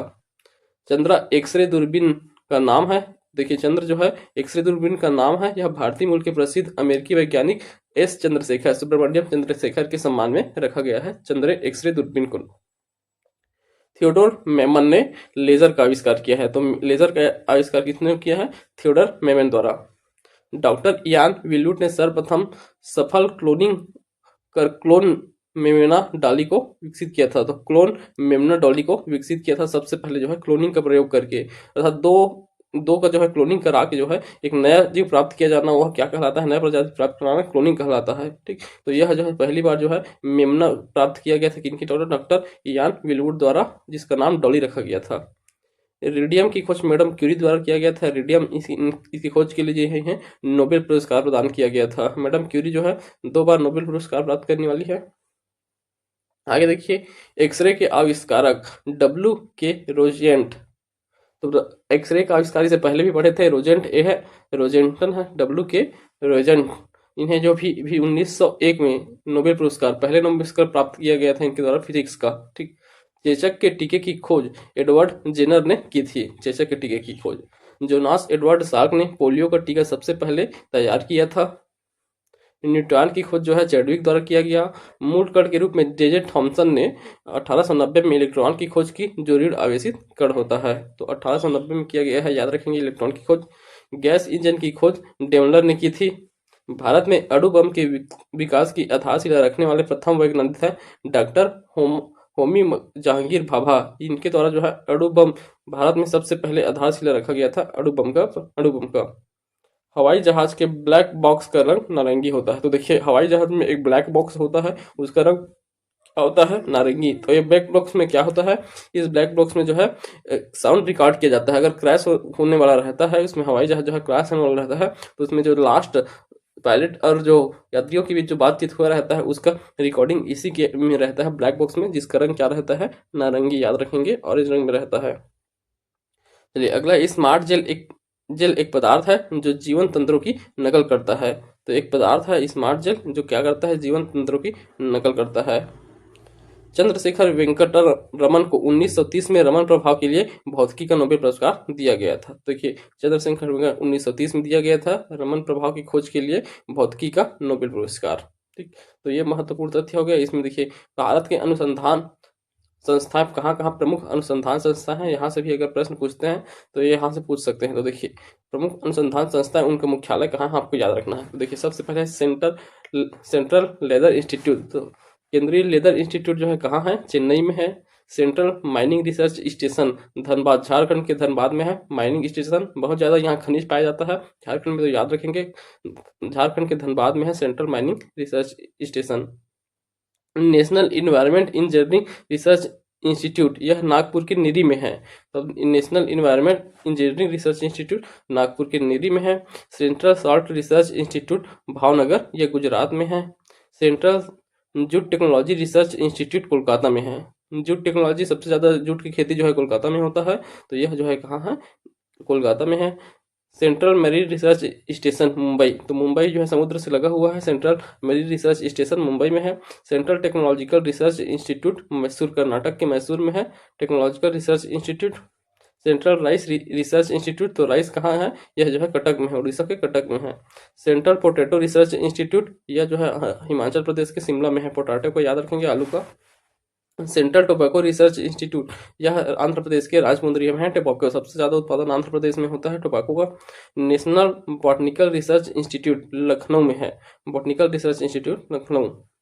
फॉरेस्ट रिसर्च इंस्टीट्यूट, आप तो पढ़े ही हैं इसको, देहरादून, उत्तरांचल के देहरादून में। इंडियन इंस्टीट्यूट ऑफ साइंस, यह बेंगलुरु में है, IISc। ठीक, अगर देखिए, Indian institute of sugar technology, ये कहाँ है? कानपुर में है। उत्तर प्रदेश में सबसे ज़्यादा गन्ने का उत्पादन होता है। Indian institute of sugar technology कहाँ है? कानपुर में। National dairy research institute Karnal में है। इसे तो आप श्वेत क्रांति के दौरान पढ़े ही होंगे। Karnal national dairy research institute कहाँ? करनाल में ही है। चलिए, अब यहाँ से जो है पूरा रिवाइज होने वाला है। यहाँ से जो पढ़ेंगे वहाँ उतना लगभग 6 से 7 पेज है। इसमें पूरा जो है आपका जितना भी अभी तक पढ़े हैं जो चैप्टर रिवाइज होगा, क्योंकि ये सभी जो है क्वेश्चन आए हुए हैं, उन्हीं को जो है वन लाइन फॉर्म में दिया गया है। तो सबसे पहले देखिए, दूध लैक्टोबैसिलस बैक्टीरिया के कारण खराब होता है। कौन से बैक्टीरिया? लैक्टोबैसिलस बैक्टीरिया के कारण दूध खराब होता है। सीरा एल्कोहल के उत्पादन के लिए अति उत्तम कच्चा माल है। तो सीरा जो है एल्कोहल उत्पादन के लिए सबसे उपयुक्त कच्चा माल है। सीरा किससे प्राप्त होता है? गन्ना से। ठीक, तो गन्ना से जो है पहले सीरा बनाया जाता है, उसके बाद फिर एल्कोहल। गैस मिश्रणों में ऑक्सीजन तथा एसिटिलीन गैस वेल्डिंग के लिए प्रयुक्त होता है। तो कौन सा प्रयुक्त होता है? ऑक्सीजन और एसिटिलीन, ये दोनों जो है गैस वेल्डिंग के लिए प्रयोग किए जाने वाली गैस है। रासायनिक दृष्टि से सिंदूर क्या है? मर्क्यूरिक सल्फाइड है। तो सिंदूर का रासायनिक सूत्र पूछा जाए तो मर्क्यूरिक सल्फाइड रहेगा। शहद का प्रमुख घटक होता है फ्रक्टोज। सब फ्रक्टोज जो है शहद का प्रमुख घटक है। शहद का इसके अलावा और कौन कौन से घटक होते हैं? डेक्ट्रोज, माल्टोज, एंजाइम और जल। शहद में ये 4 घटक भी होते हैं और सबसे प्रमुख घटक होता है फ्रक्टोज। प्रकाश के रासायनिक ऊर्जा में रूपांतरण द्वारा प्रकाश संश्लेषण की क्रिया संपादित होती है। तो रासायनिक ऊर्जा में परिवर्तन से प्रकाश में यह क्या कहलाता है? प्रकाश संश्लेषण संपादित होता है। आगे देखिए, पाश्चराइजेशन में दूध को अधिक ताप पर कुछ देर रखकर शीघ्रता से ठंडा किया जाता है। इससे दूध के सभी जीवाणु नष्ट हो जाते हैं। तो पाश्चराइजेशन जो है दूध से जीवाणुओं को नष्ट करने की एक तकनीक है। अगला है अमीबा। अमीबा विभंजन द्वारा जनन करता है। एक कोशिकी जीवलैंगिक एवं अलैंगिक दोनों विधियों से जनन करता है। तो अमीबा का देखिए विभंजन द्वारा जनन करता है। एक कोशिकी जीवलैंगिक एवं अलैंगिक दोनों विधियों से यह जनन करता है। अमीबा के संबंध में याद रखेंगे। लाख कीट के शरीर से निकलता है। तो लाख जो है कीट के शरीर से निकलता है। ये सब स्राव है। ठीक। लेमार्क ने सर्वप्रथम जीव विकास को समझाया था। लेमार्क द्वारा सबसे पहले जो है जीव के विकास को समझाया गया था। नेत्रदान में दाता की आंख से के कार्निया का उपयोग किया जाता है। तो जब नेत्रदान कोई करते हैं तो उनके कार्निया को ही बस निकाल के जो है ट्रांसफर किया जाता है किसी के दूसरे के में अगर करना है ट्रांसफर आंख को। तो ठीक। अगले देखिए पिट्यूटरी, थायराइड, एड्रीन, ये सभी क्या है अंतःस्रावी ग्रंथि हैं। हम पढ़े थे पिट्यूट अर्थात ये पीयूष ग्रंथि का ही नाम है जिसे मास्टर ग्रंथि के नाम से जानते हैं। थायराइड होता है, पैराथायराइड होता है और एड्रीनल, ये सभी क्या है अंतःस्रावी ग्रंथि के प्रकार हैं। पालक के पत्तों में लोहे की मात्रा सर्वाधिक होता है। तो लव लव लव जो है किसमें ज्यादा प्राप्त होता है? पालक में। तो आयरन जो है सर्वाधिक मात्रा में किसमें प्राप्त होता है? पालक की सब्जी, हरी सब्जी में। जेडी वाटसन और एच.सी. क्रिक नामक के वैज्ञानिकों ने 1953 में डीएनए का कुंडलीधारित विन्यास प्रस्तुत किया, जिसके लिए उन्हें 1862 में नोबेल पुरस्कार दिया गया था। वाटसन और क्रिक के द्वारा ही जो है डीएनए का कुंडली द्वारा विन्यास प्रस्तुत किया गया था। नाखून मृत कोशिका के द्रव्य द्वारा बनते हैं जिनमें रक्त संचरण नहीं होता, इसलिए नाखून काटते समय दर्द नहीं होता है, क्योंकि यह मृत कोशिकाओं के द्रव्य द्वारा बनते हैं। वयस्क जंतुओं के शरीर के किसी भी अंग में कोशिकाओं की अनियंत्रित वृद्धि हो तो उसे कैंसर रोग कहते हैं। ठीक। तो वयस्क जंतुओं की किसी भी शरीर के किसी भी अंग में कोशिका की अनियंत्रित वृद्धि होता है वही क्या कहलाता है? कैंसर रोग कहलाता है। चलिए आगे देखिए फिर थायरॉक्सिन। थायरॉक्सिन हार्मोन है जिसका स्रावण थायराइड ग्रंथि में होता है। थायराइड ग्रंथि से थायरॉक्सिन निकलता है। ठीक। स्वस्थ व्यक्ति शक्ति का स्वस्थ वयस्क व्यक्ति का हृदय 1 मिनट में कितना औसतन जो है 72 बार धड़कता है। स्वस्थ मनुष्य का जो है हृदय जो है 72 बार धड़कता है प्रति मिनट। सामान्य स्वस्थ मनुष्य में रक्त का आयतन लगभग 5 लीटर होता है। ओ रुधिर वर्ग के व्यक्ति सर्वदाता होते हैं क्योंकि इनके रुधिर में एंटीजन नहीं पाया जाता। तो एंटीजन नहीं पाया जाता तो ये सर्वदाता होते हैं। और वही कौन सा? ए बी वर्ग, इसमें जो है क्या नहीं पाया जाता है? एंटीबायोटिक नहीं पाया जाता है, इसलिए वो क्या होते हैं? वे जो है सर्वदाता होते हैं, सर्वदाता होते हैं, रक्त का यूनिवर्सल रिसिप्टर होते हैं। ए बी रक्त वाले व्यक्ति के रक्त में प्रतिपिंड अर्थात एंटीबॉडी का अभाव होता है, अतः उन्हें सार्वत्रिक रक्त अदाता यूनिवर्सल ब्लड सर्वग्राही कहा जाता है इन्हें। ठीक। तो ए बी वाले को सर्वग्राही। प्रतिजन, एंटीजन वह पदार्थ है जो प्रतिपिंड एंटीबॉडी के निर्माण को उद्दीप्त करता है। तो यह जो है एंटीबॉडी के निर्माण को उद्दीप्त करने वाला एक पदार्थ है। वयस्क मानव शरीर में हड्डियों की संख्या लगभग कितना? 206 रहता है। और जन्म के समय कितना रहता है? 300 रहते हैं हड्डियों की संख्या। विटामिन के की खून के जमने, क्लोटिंग ऑफ ब्लड में आवश्यकता होती है। विटामिन के का आवश्यकता होता है खून के जमने के लिए। कौन से विटामिन का? के का। इंसुलिन एक हार्मोन है जिसका स्त्रावण अग्नाशय से होता है। तो इंसुलिन का स्त्रावण कहाँ से होता है? अग्नाशय से होता है, जो रक्त में शर्करा की मात्रा को नियंत्रित करता है। विटामिन कार्बनिक यौगिक है जो शरीर के विकास एवं नियोक्ता के लिए आवश्यक है। जीव जंतु, पौधे, फल विटामिन के प्रमुख स्रोत हैं। जीव जंतु हो गए, पौधे, फल, ये सभी विटामिन के प्रमुख स्रोत हैं। ये क्या होते हैं? कार्बनिक यौगिक होते हैं। इसके 2 प्रकार हैं। वसा में घुलनशील विटामिन कौन कौन से हैं? तो बी और सी जो है पानी जल में घुलनशील होते हैं। बाकी कौन कौन से बच गए? ए, डी, ई, के, ये सभी किसमें? वसा में घुलनशील होते हैं।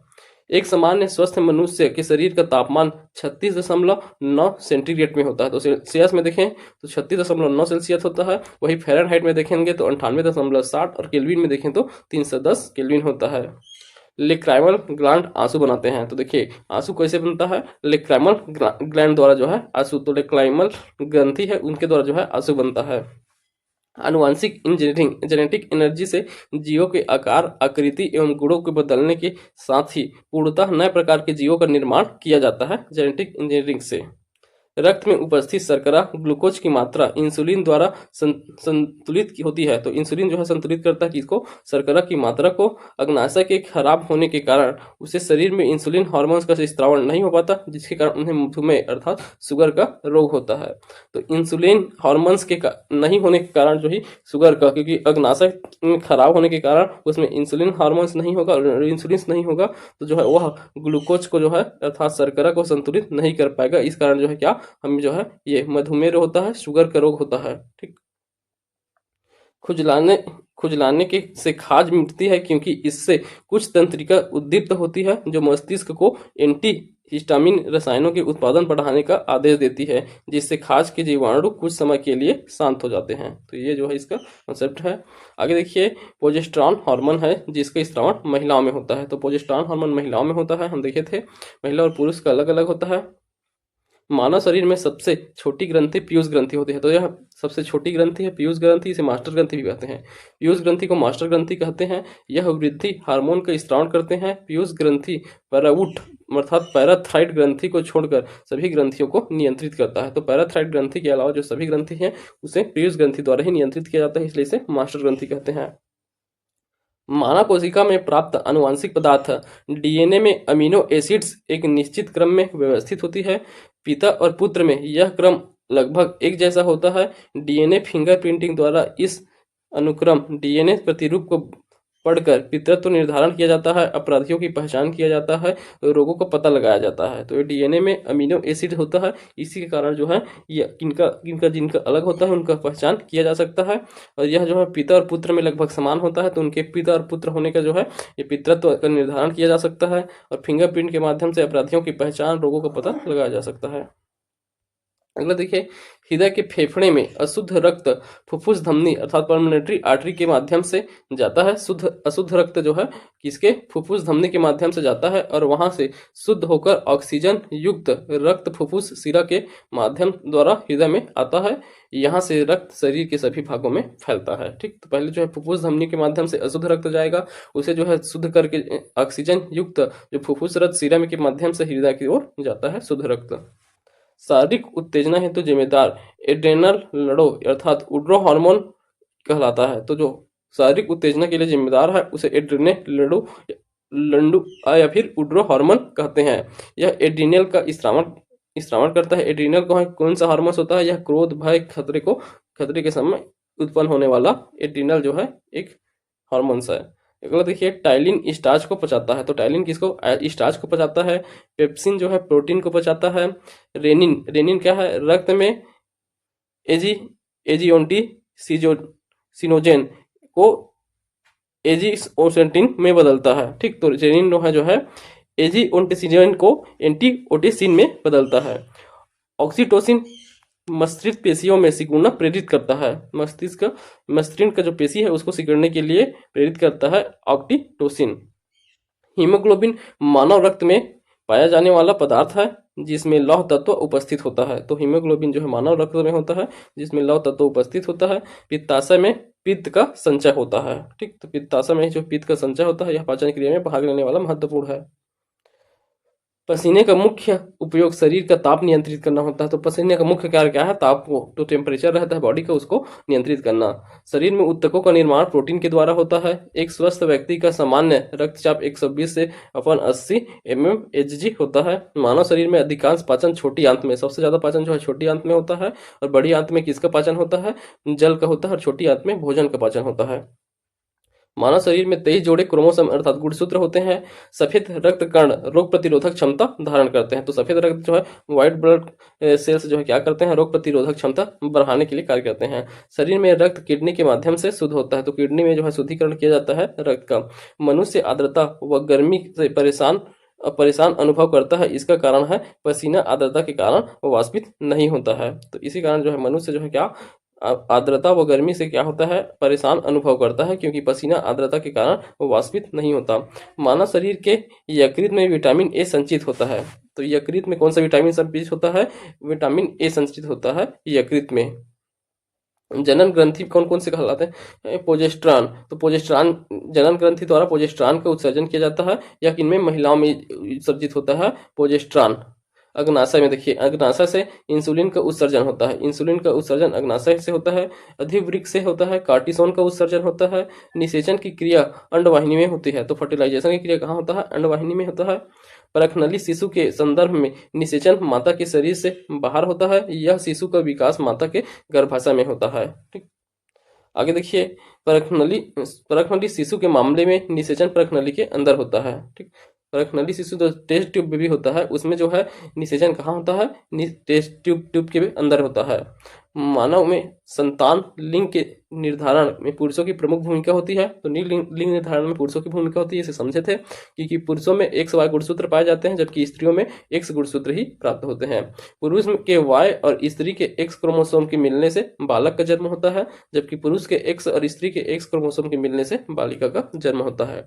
लंबे समय तक कठोर शारीरिक कार्य के पश्चात मांसपेशियों में थकान अनुभव होने के कारण है ग्लूकोज का अवक्षय। यही वजह है कि एथलीट को दौड़ने के तुरंत बाद त्वरित ऊर्जा हेतु ग्लूकोज दिया जाता है। बोतल का दूध पीने वाले बच्चे की तुलना में माँ का दूध पीने वाला बच्चा कम मोटा होता है। इसमें रोग प्रतिरोध की क्षमता अधिक होती है तथा विटामिन और प्रोटीन अधिक प्राप्त होते हैं। नींबू में मूलतः क्या होता है? साइट्रिक अम्ल होता है, नींबू में साइट्रिक अम्ल पाए जाते हैं। देखिए, विटामिन ए मुख्यतः पीले फलों में मिलने वाले कैरोटीन या रेटिनॉल से मिलता है, तो कैरोटीन या रेटिनॉल से प्राप्त होता है पीले फल के। विटामिन ए का वैज्ञानिक नाम देखिए, इसे हम पहले भी पढ़े हैं, एलेक्जेरा फाइटाल। एलेक्जेरा फाइटाल जो है विटामिन ए का जो है वैज्ञानिक नाम है, इसे भी पूछा जा चुका है।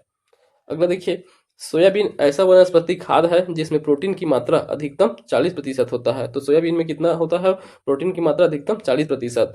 खट्टे फलों में विटामिन सी पाया जाता है जो चर्म को स्वस्थ करने हेतु आवश्यक तत्व भी प्रदान करता है। विटामिन सी किसमें पाया जाता है? खट्टे फलों में। आंवला विटामिन सी का सबसे उत्तम स्रोत है, तो विटामिन सी का सबसे उत्तम स्रोत जो है आंवला होता है। विटामिन B12 में कोबाल्ट पाया जाता है, तो कोबाल्ट किसमें पाया जाता है पूछा जाता है, तो विटामिन B12 में पाया जाता है कोबाल्ट।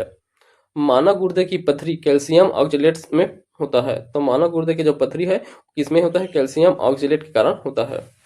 सूर्य की अल्ट्रावायलेट किरणें त्वचा में उपस्थित स्टेरॉल से क्रिया करके विटामिन डी बनाती है। यह संपूर्ण क्रिया हार्मोन्स की भांति होती है, अतः विटामिन डी को हार्मोन कहा जाता है। इसकी कमी से रिकेट्स, दंत विकार आदि रोग ये सब होते हैं विटामिन डी की कमी से, रिकेट्स या दंत विकार। ठीक, दूध में जल, वसा, लैक्टोज, प्रोटीन और कार्बोहाइड्रेट के अतिरिक्त कैल्शियम और पोटेशियम की प्रचुर मात्रा होता है। तो दूध में क्या क्या? जल रहेगा, वसा रहेगा, लैक्टोज, प्रोटीन, कार्बोहाइड्रेट, इसके अलावा कैल्शियम, पोटेशियम, ये सभी जो है दूध में उपस्थित रहते हैं। मानव आहार में ग्लाइसिन, सेरीन व टायरोसिन अनिवार्य रूप से शामिल होने चाहिए, क्योंकि अनिवार्य अमीनो अम्ल मानव शरीर में संश्लेषण नहीं किए जा सकते हैं। ठीक, अगला है मियादी बुखार। मियादी बुखार, तपेदी, कुकुर खांसी, जीवाणु, इन तीनों के लिए कौन सा लगाया? एवं गलसुआ, यह क्या है? वायरस से होने वाला बीमारी है। मियादी बुखार, तपेदी, कुकुर खांसी, गलसुआ, ये सब किनसे होता है? वायरस से फैलने वाले हैं। फुट माउथ रोग, एंथ्रेक्स, ब्लैक वाटर, काउपॉक्स, ये सभी दुधारू पशुओं की संक्रामक बीमारी है। तो दुधारू पशुओं से होने वाली संक्रामक बीमारी कौन से है? काउपॉक्स हो गया, बैक वाटर, तो ये दुधारू पशुओं को होने वाले संक्रामक है। ब्लैक वाटर, एथैक्स, फुट माउथ रोग, ये सभी गाय को होता है, जो दुधारी पशु होते हैं उन्हें होता है, जैसे गाय हो गया, ये सबको। अगर देखिए, फुट और माउथ रोग मवेशी व सुअर में पाया जाता है, तो देखिए फुट और माउथ रोग जो है कि इसमें मवेशी और सुअर में पाया जाता है, मनुष्य में नहीं। अगला है प्लेग, पास्चुरेला पेस्टिस नामक जीवाणु के कारण होता है, जिसका संवाहक चूहे होते हैं। तो इसका कौन सा जीवाणु काम करता है? पास्चुरेला पेस्टिस, इस जीवाणु से प्लेग होता है और इसके संवाहक के रूप में चूहा कार्य करता है। फाइलेरिया मादा एक्यूलेक्स मच्छर के काटने से होता है। ठीक, बेरी रोग विटामिन B1 की कमी से होता है। टाइफाइड रोग आंतों को प्रभावित करता है। थायराइड को सक्रिय करने के लिए आयोडीन की आवश्यकता होती है, आयोडीन की कमी से घेंघा रोग होता है। वर्धनता था कलर ब्लाइंडनेस आनुवांशिक रोग है, इस रोग की वाहक जो है स्त्री होती है, स्त्री वाहक होती है और पुरुष में प्रकट होते हैं वर्धनता। वायु द्वारा टीबी फैलता है, पानी द्वारा कॉलरा फैलता है, संपर्क से सिफिलिस तथा घाव द्वारा टीटनेस का रोग होता है। ठीक, आगे देखिए, सीने में दर्द, पसीने एवं जी मचलना, बाहों में दर्द एवं झंझनाहट हृदय घात के लक्षण है। तो हार्ट अटैक आता है उसका लक्षण क्या होता है? सीने में दर्द, पसीना, जी मचलना, बाहों में दर्द होना, ये सभी लक्षण दिखाई देते हैं जब हार्ट अटैक आने वाला होता है। तो मच्छर भगाने की दवा में सक्रिय रसायन एलिथ्रीन होते हैं। तो मच्छर भगाने में कौन सा रहता है रसायन? एलिथ्रीन नामक रसायन का प्रयोग किया जाता है मच्छर भगाने वाली दवाओं में। दूरदृष्टि दोष निवारण के लिए उत्तल लेंस उपयोग में लाया जाता है। मनुष्य शरीर में खून की शुद्धिकरण की प्रक्रिया डायलिसिस कहलाता है। तो डायलिसिस कौन सी कहलाता है? खून में शुद्धिकरण की जो प्रक्रिया रहता है वह। और यह किसके द्वारा होता है? वृक्क द्वारा होता है खून का शुद्धिकरण। पागल कुत्ते के काटने से उत्पन्न घातक विषाणु जन्य रोग है रेबीज, या इसे हाइड्रोफोबिया के नाम से भी जानते हैं। इससे केंद्रीय तंत्रिका तंत्र को प्रभावित होता है। तो मानसिक रूप से जो है इसमें वो पहुंचता है। और जल से हाइड्रोफोबिया है तो जल से डरने लगता है। मलेरिया रोग मादा एनाफिलीज के काटने से प्लाज्मोडियम प्रोटोजोआ के कारण होता है। ठंड के साथ आवर्ती बुखार इसका लक्षण है। इससे आरबीसी नष्ट होने लगता है। यह स्प्लीन प्लीहा तिल्ली को प्रभावित करता है, स्प्लीन को प्रभावित करता है मलेरिया रोग।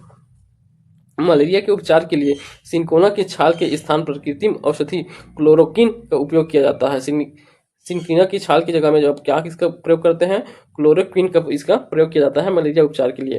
पायरिया मसूड़ों की बीमारी है। तो पायरिया क्या है? मसूड़ की बीमारी होता है, मसूड़ों में होने वाला है, ब्लड निकलने लगता है मसूड़े में। और देखिए 3 है, डिप्थीरिया, निमोनिया, कुष्ठ, सिफिलिस, सुजाक, प्लेग, ये सभी क्या है? जीवाणु रहित है। तो जीवाणु रहित रोग है ये, अर्थात बैक्टीरिया से होने वाले रोग है। डिप्थीरिया, निमोनिया, कुष्ठ, सिफिलिसिया और सुजाक और प्लेग, ये सभी जीवाणु से होते हैं।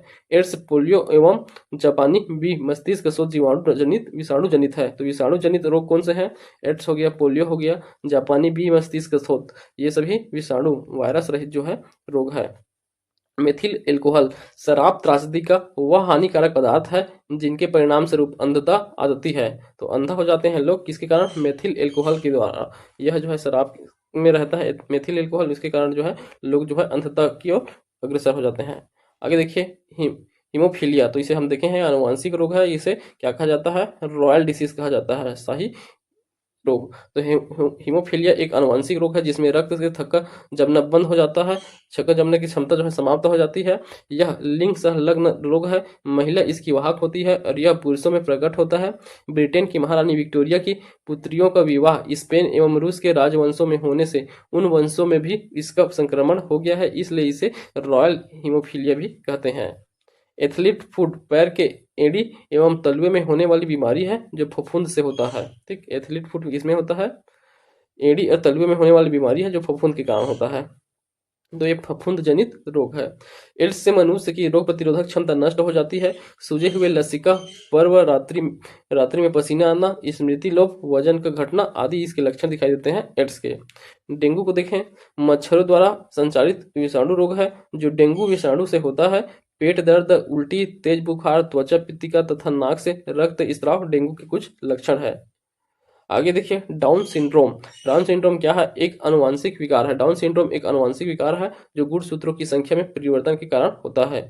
अल्जाइमर रोग मानव मस्तिष्क को प्रभावित करते हैं। अल्जाइमर किसको? मानव के मस्तिष्क को प्रभावित करते हैं। बीसीजी का टीका यक्ष्मा टीबी को रोकने के लिए लगाया जाता है। यह टीका नवजात शिशु को 7 दिन के भीतर लगाना चाहिए।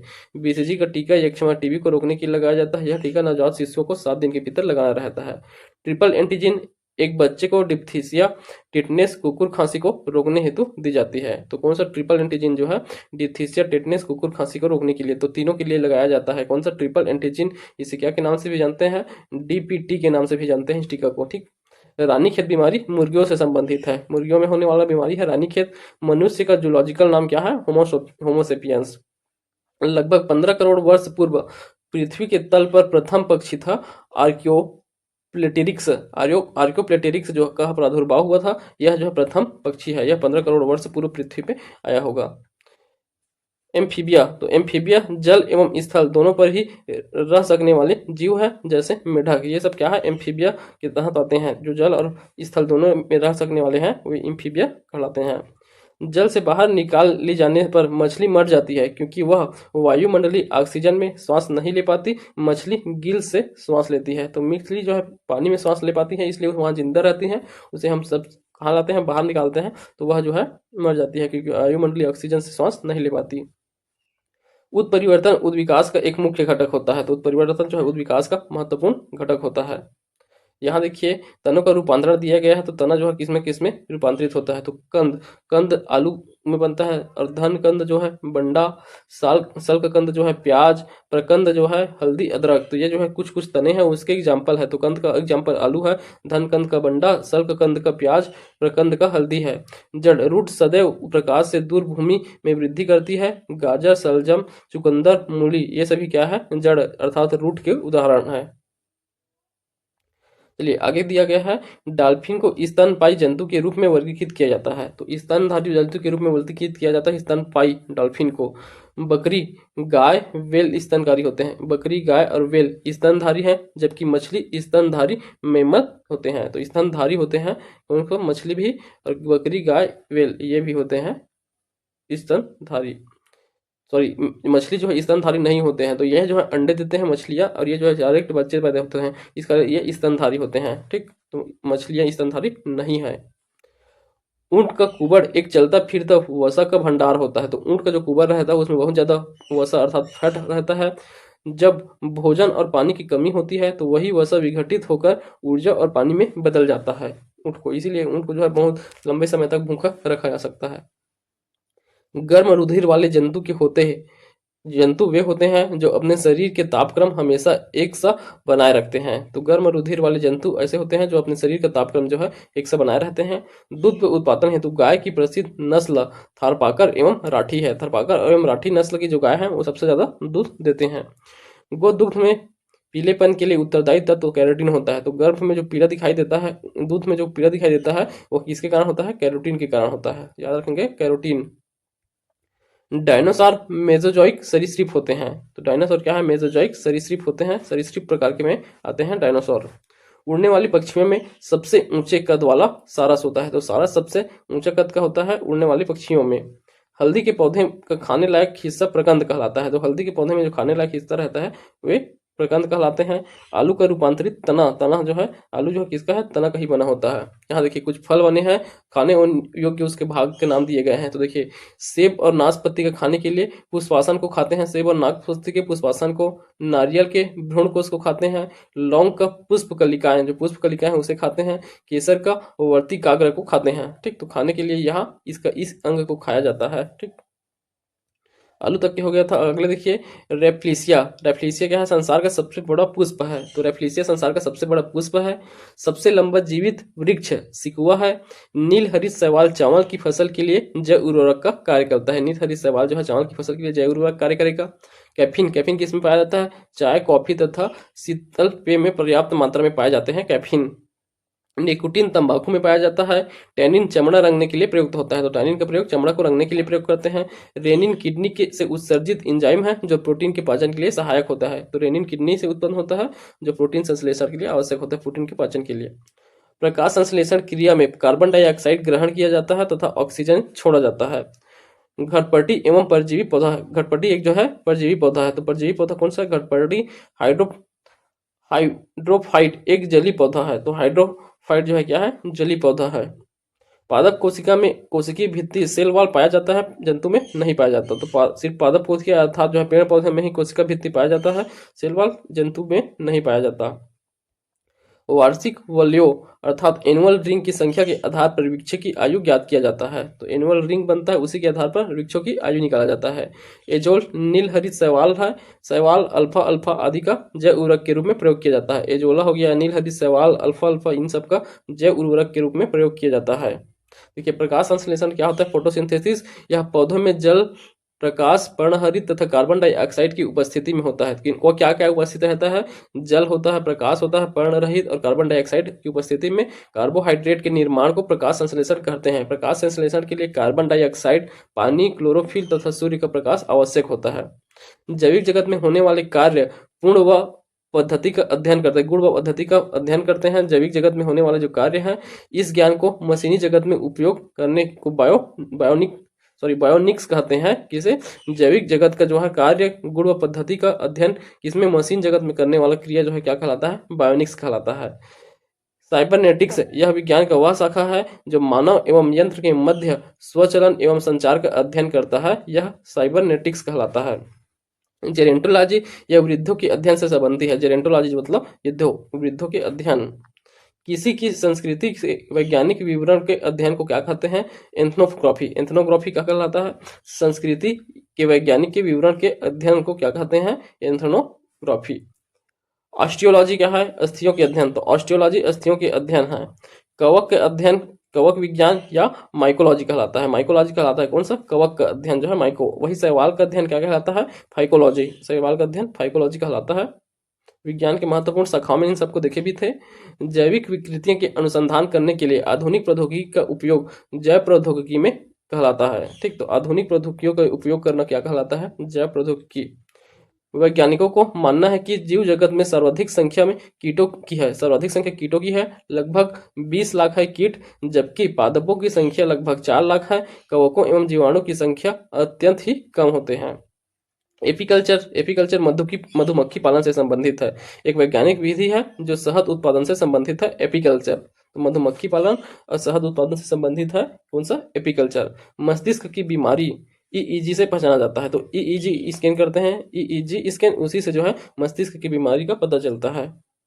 देखिए यहाँ कुछ वैज्ञानिकों के नाम दिए हैं, उनके योगदान को दिया गया है। तो रॉबर्ट हुक के द्वारा जो है 1665 में कार्प कोशिका, सुकाणु तथा बैक्टीरिया के साधारण सूक्ष्मदर्शी द्वारा देखा गया था तथा सूक्ष्म जंतुजनक नाम दिया गया था इनके द्वारा, रॉबर्ट हुक द्वारा। लुई पाश्चर 1857 में किण्वन एक जैविक रासायनिक प्रक्रम है, यह कॉन्सेप्ट दिया गया था। किण्वन एक क्या है? जैविक रासायनिक प्रक्रम, लुई पाश्चर द्वारा। रॉबर्ट कोच द्वारा 1872 में बीमारियों का रोगाणु सिद्धांत दिया गया। बताया कि ट्यूबरकर वेसिलियस की यक्षमा अर्थात टीबी के लिए जिम्मेदार होता है। टीबी के लिए क्या जिम्मेदार होता है? ट्यूबरकर वेसिलियस, यह जो है जीवाणु होता है। यह क्या है? रोगाणु सिद्धांत है।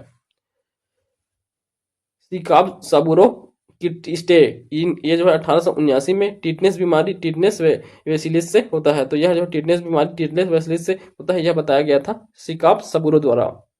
अलेक्जेंडर फ्लेमिंग ने 1929 में पेनिसिलियस नोटेम एक प्रकार का कवक होता है, उससे जो है एंटीबायोटिक पेनिसिलिन का निर्माण किया था। तो यह एक क्या है? कवक है, पेनिसिलिया नोटेम। इसी से जो है पेनिसिलिन का निर्माण किया गया था अलेक्जेंडर फ्लेमिंग द्वारा 1929 में।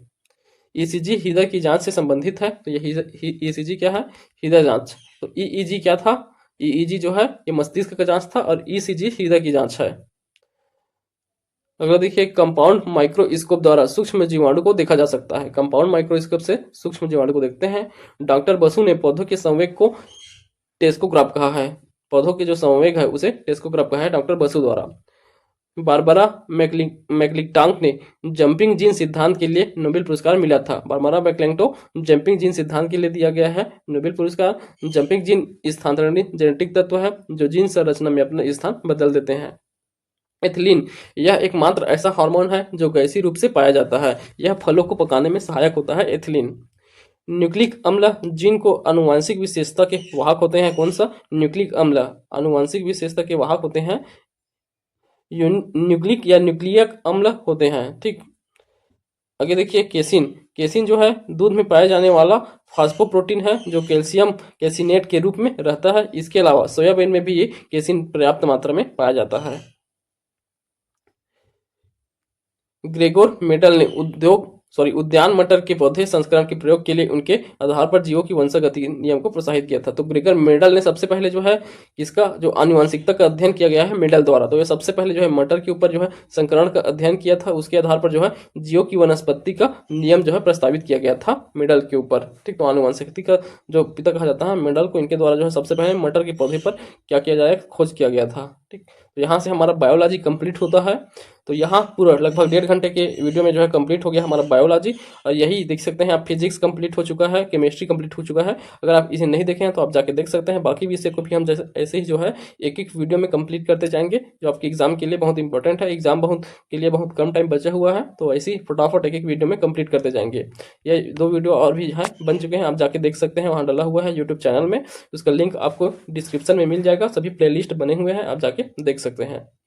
अगर आपको हमारा वीडियो पसंद आए, वीडियो को लाइक कीजिए, शेयर कीजिए और चैनल को सब्सक्राइब कीजिए। धन्यवाद।